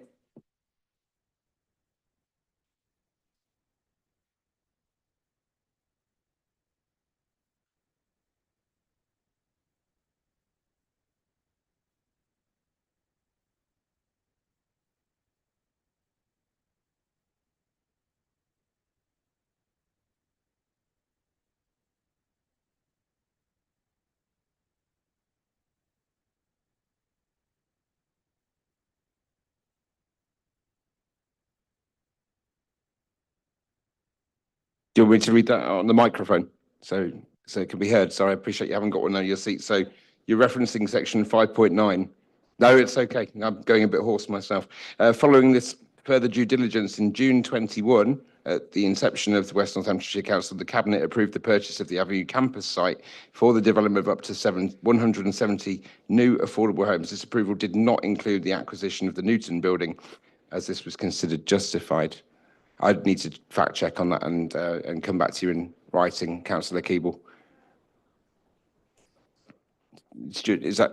Yep, no, that's entirely right. So again, it was due to go in front of Northampton Borough Council. I understand it did come into the council on vesting day, and it was looked at in the early month of that. We did challenge that, and indeed, as the report says, we knocked out the Newton building, which was, I think at the time, they wanted to spend a significant amount of money to turn that into a headquarters at that time. So we did do some due diligence and extra fact checks, etc. on that side, but it pretty much gone through the full process by the time it had come into. So again, I accept that is correct. Sorry, I take back the comment that all of the decisions were made. It was a review and a a reduction in that particular side. So that is correct. Thank you, Stuart. Is there any other members of the Cabinet wish to comment on the floor, or officers? Martin, please come in. Chair, just on the technical accounting queries, so they are quite detailed and strict rules about what we can charge into the HRA and what we can't. So I'll give a written response on those detailed queries. Thank you, Martin. Anybody else around the room to speak? Okay, and we've heard some fairly interesting words. It's a big bone of contention, reckless incompetence, among others. But I think we heard time and time, and I refer to our campaign before office, that people want better, people deserve better, people do deserve better, in my view. And I'll say this as chair and as a regular councillor, that they deserve better than what they've had. And it's up to us as council across parties to deliver better for the people of West Northamptonshire. I don't think there's any more inputs I have on this, then we'll move this to a vote. And I'll take a proposer from the floor, please. Councillor Manning, seconded by Councillor Coos, thank you. And we'll take a vote on that with a show of hands, please. Thank you. We will do better for the people of West Northamptonshire. We'll move on now to point 12 on the agenda, following going back to order. That's the Connect to Work accountable body, and I invite my deputy leader, Councillor Petter, to introduce the report to Chamber. Yeah, thank you, Chair. I don't know how I'm going to kind of carry on and sort of like follow Councillor Hasty there, but I will try my hardest. So the report provides an overview of the Connect to Work programme for South Midlands region. The Connect to Work programme is a national programme funded by the Department of Work and Pensions, DWP, and aims to provide employment support for over 100,000 people across the UK, delivered through clusters of local authorities. The programme and funding was announced in 2024. West Northamptonshire Council is the accounting body for the South Midlands services. This means we are identified as the accounting body for the programme by DWP and for the South Midlands. This includes Northamptonshire, Bedfordshire, Luton and Milton Keynes. The Connect to Work programme provides a significant opportunity to provide funding support for residents across the South Midlands who are most in need of support to fund employment. This is a very tangible opportunity to improve quality of life, contribution towards our aims in West Northamptonshire economic growth strategy of having thriving people with skilled workforce. The funding is to support those with complex barriers to the labour market into work. Therefore, it will aim to support those with disabilities, health conditions, and people in specified disadvantaged groups with multiple and complex barriers. The programme provides one-to-one intensive support to participants who are looking for employment, working with them over a 12-month period to help them find a job and sustain employment. Supporting the individuals looking for work and employers once the job has been secured to help individuals to sustain work. Connect to Work will be delivered between April 25 and March 2030. The grant funding allocated to the South Midlands is 32 million and is based on supporting over 8,000 individuals into employment over a 5-year period of 25 to 2030. In West Northamptonshire alone, it will support over 1,500 people to find and sustain employment. Each local authority within the South Midlands has been given a number of participants to support and funding allocation using a methodology provided by DWP. The Economic Growth and South Midlands team at WNC have been working closely with the 5 other councils in the South Midlands to develop and deliver plans for Connect to Work, which needs to be approved by the BWP in order to draw down the funding. As an accountable body for the programme, WNC will provide financial oversight, ensure compliance and with funding regulations, and recruit a small programme team to work with the other councils to deliver the programme. This report seeks approval to accept the grant funding from DWP as the accountable body for the South Midlands region for the DWP Connect to Work grant funding programme. By opting to deliver Connect to Work in the South Midlands, the other local authorities will be delivering partners in the region delivery plan and will be required to enter into an agreement with West Northamptonshire Council as the accountable body. This will include all necessary terms and conditions for delivery, but also include that WNC is available to fulfil its obligations to DWP, including the financial claims, deliverable outputs and reporting requirements. So, in summary, note to the West Northamptonshire Council is acting as the accountable body for the delivery of the Connect to Work programme for the South Midlands region in line with the hosting and accountable body role within WNC has the South Nottinghamshire wider services. So accepting the risk, mitigation and outlined in section, it says 6.3, it's actually to note 7.3. Approve the acceptance of the DWP Connect to Work grant and funding circa of 32 million over the 5-year programme, noting that the government funding can be subject to change, and delegate a Section 151 officer or their nominated representative to enter into the grant funding agreement with DWP to deliver the Connect to Work programme and to enter into agreements with local authority. Each local authority in the South Midland cluster will be part of the delivery programme. So that is my paper to the Chair. Thank you, Councillor Petter. And to add to that, it was interesting to see the presentation from the author of the report this morning to the South Midlands Authority Board, where I attended with our Chief Executive. Thank you very much. I'm going to invite Councillor Purser to come and speak first before we take questions from the Cabinet and move forward. Thank you.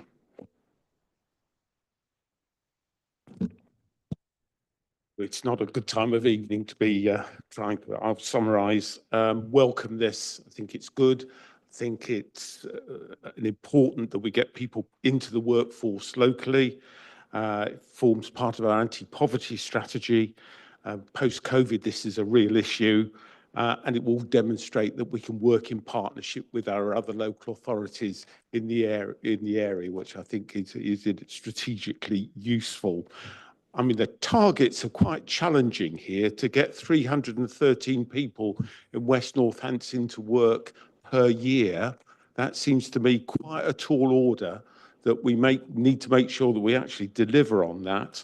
We have got the anchor network. I hope we'll make good use of that. I want to ask, will we be making use of our further education colleges so that people get trained and educated in terms of getting into the workforce? And also, we need to really make sure that these address the areas of workforce challenge that we've got both within the council and in the wider area and the wider economy. Thank you, Councillor Purser. Have we got any questions from members on the floor there, the Cabinet? Any officers wishing to contribute? Okay. Councillor Petter, do you have anything to come back on other than noting the content of the report? Whether Anna has anything to actually include? Please do, Stuart. Please come in there. Just in answer to Councillor Purser's question there, yes, our intention is we've already got a network of providers that already have built many of the alignments to further education, etc., etc. So that is pretty much all in place to deliver this. So therefore, we will be looking at those networks, those institutions, etc., to deliver this programme. And again, this is monitored on an annual basis. So if we need to up the resources to meet those targets, there'll be a strong monitoring process that sits behind this as well. So just to give Councillor Purser comfort and confidence that all of those things are in place. Thank you, Stuart, for your contribution. Any further comments before we move that forward to a vote? None. So may I have a proposer for the report from the floor. Councillor Coos, seconded by Councillor Slope, and we move that to a vote with a show of hands to approve that. Thank you. That's passed. And then we will conclude this evening's agenda items. Unlucky, number 13 in its order. Councillor Coos to bring the report for the statutory advocacy contract. Thank you. Thank you, Chair.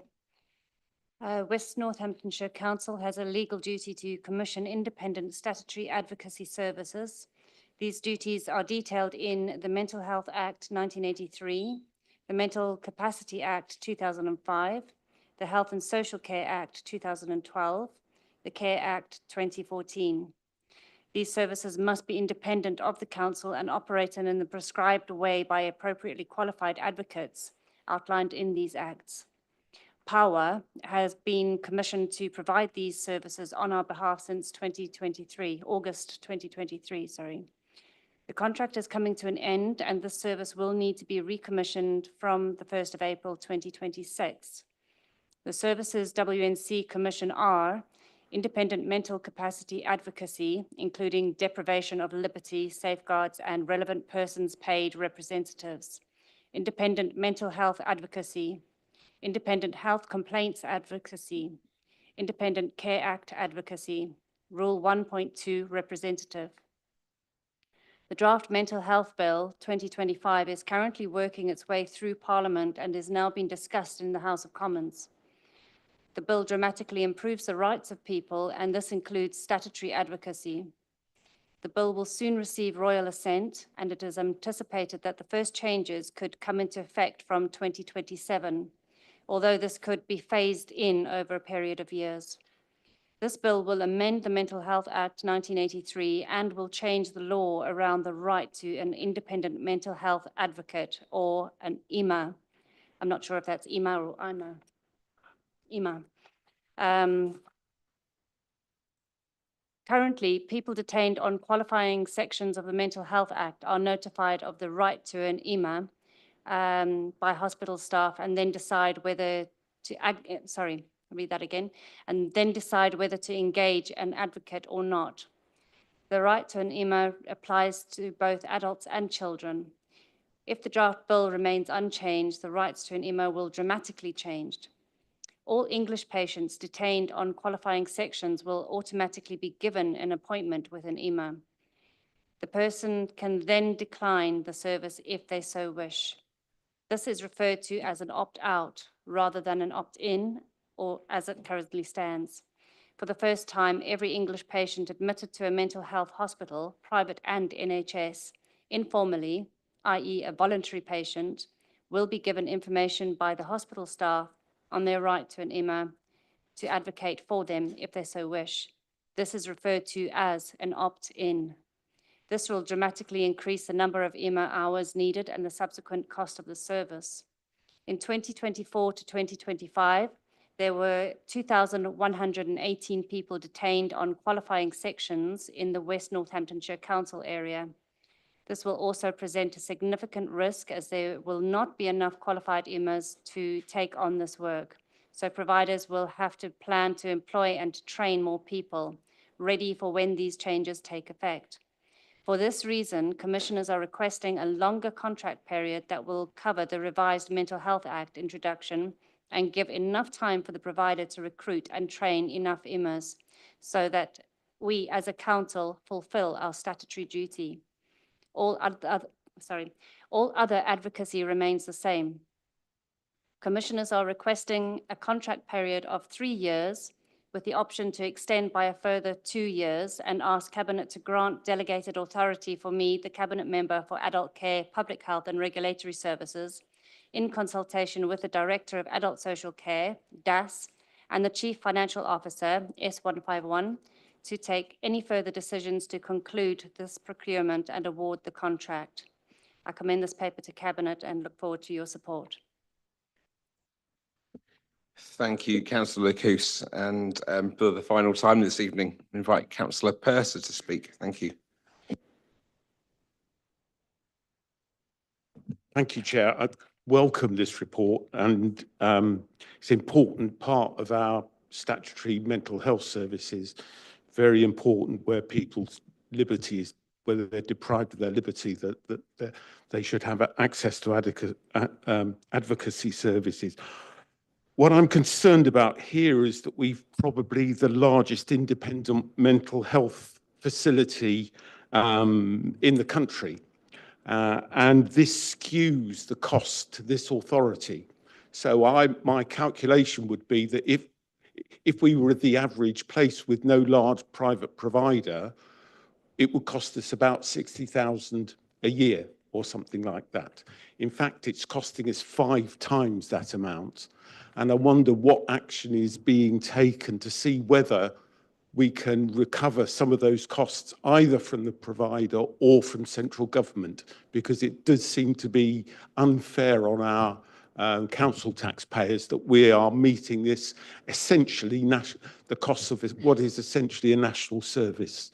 And that's my concern. But it's absolutely right that we have this service. It's absolutely right that it's an enhanced service, because every so often horror stories come about people being detained for excessively long times, hidden from public sight, which is a concern.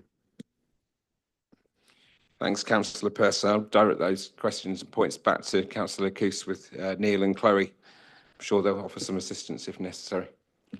This is a conversation we have had in Cabinet. I'll pass this to Neil Cox for a response there.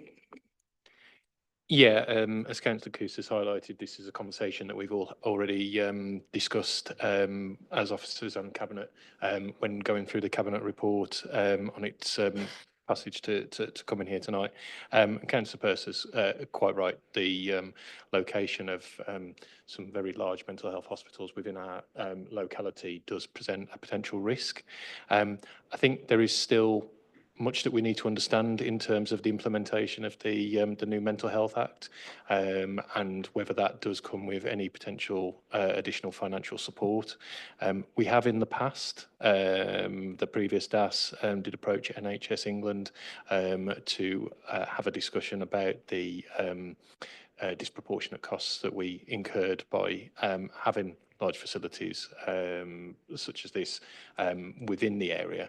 And that's not to say that we don't welcome them. We want to make sure that people are supported and assisted as far as possible. We do have to recognise that it does create a financial strain on already restricted resources.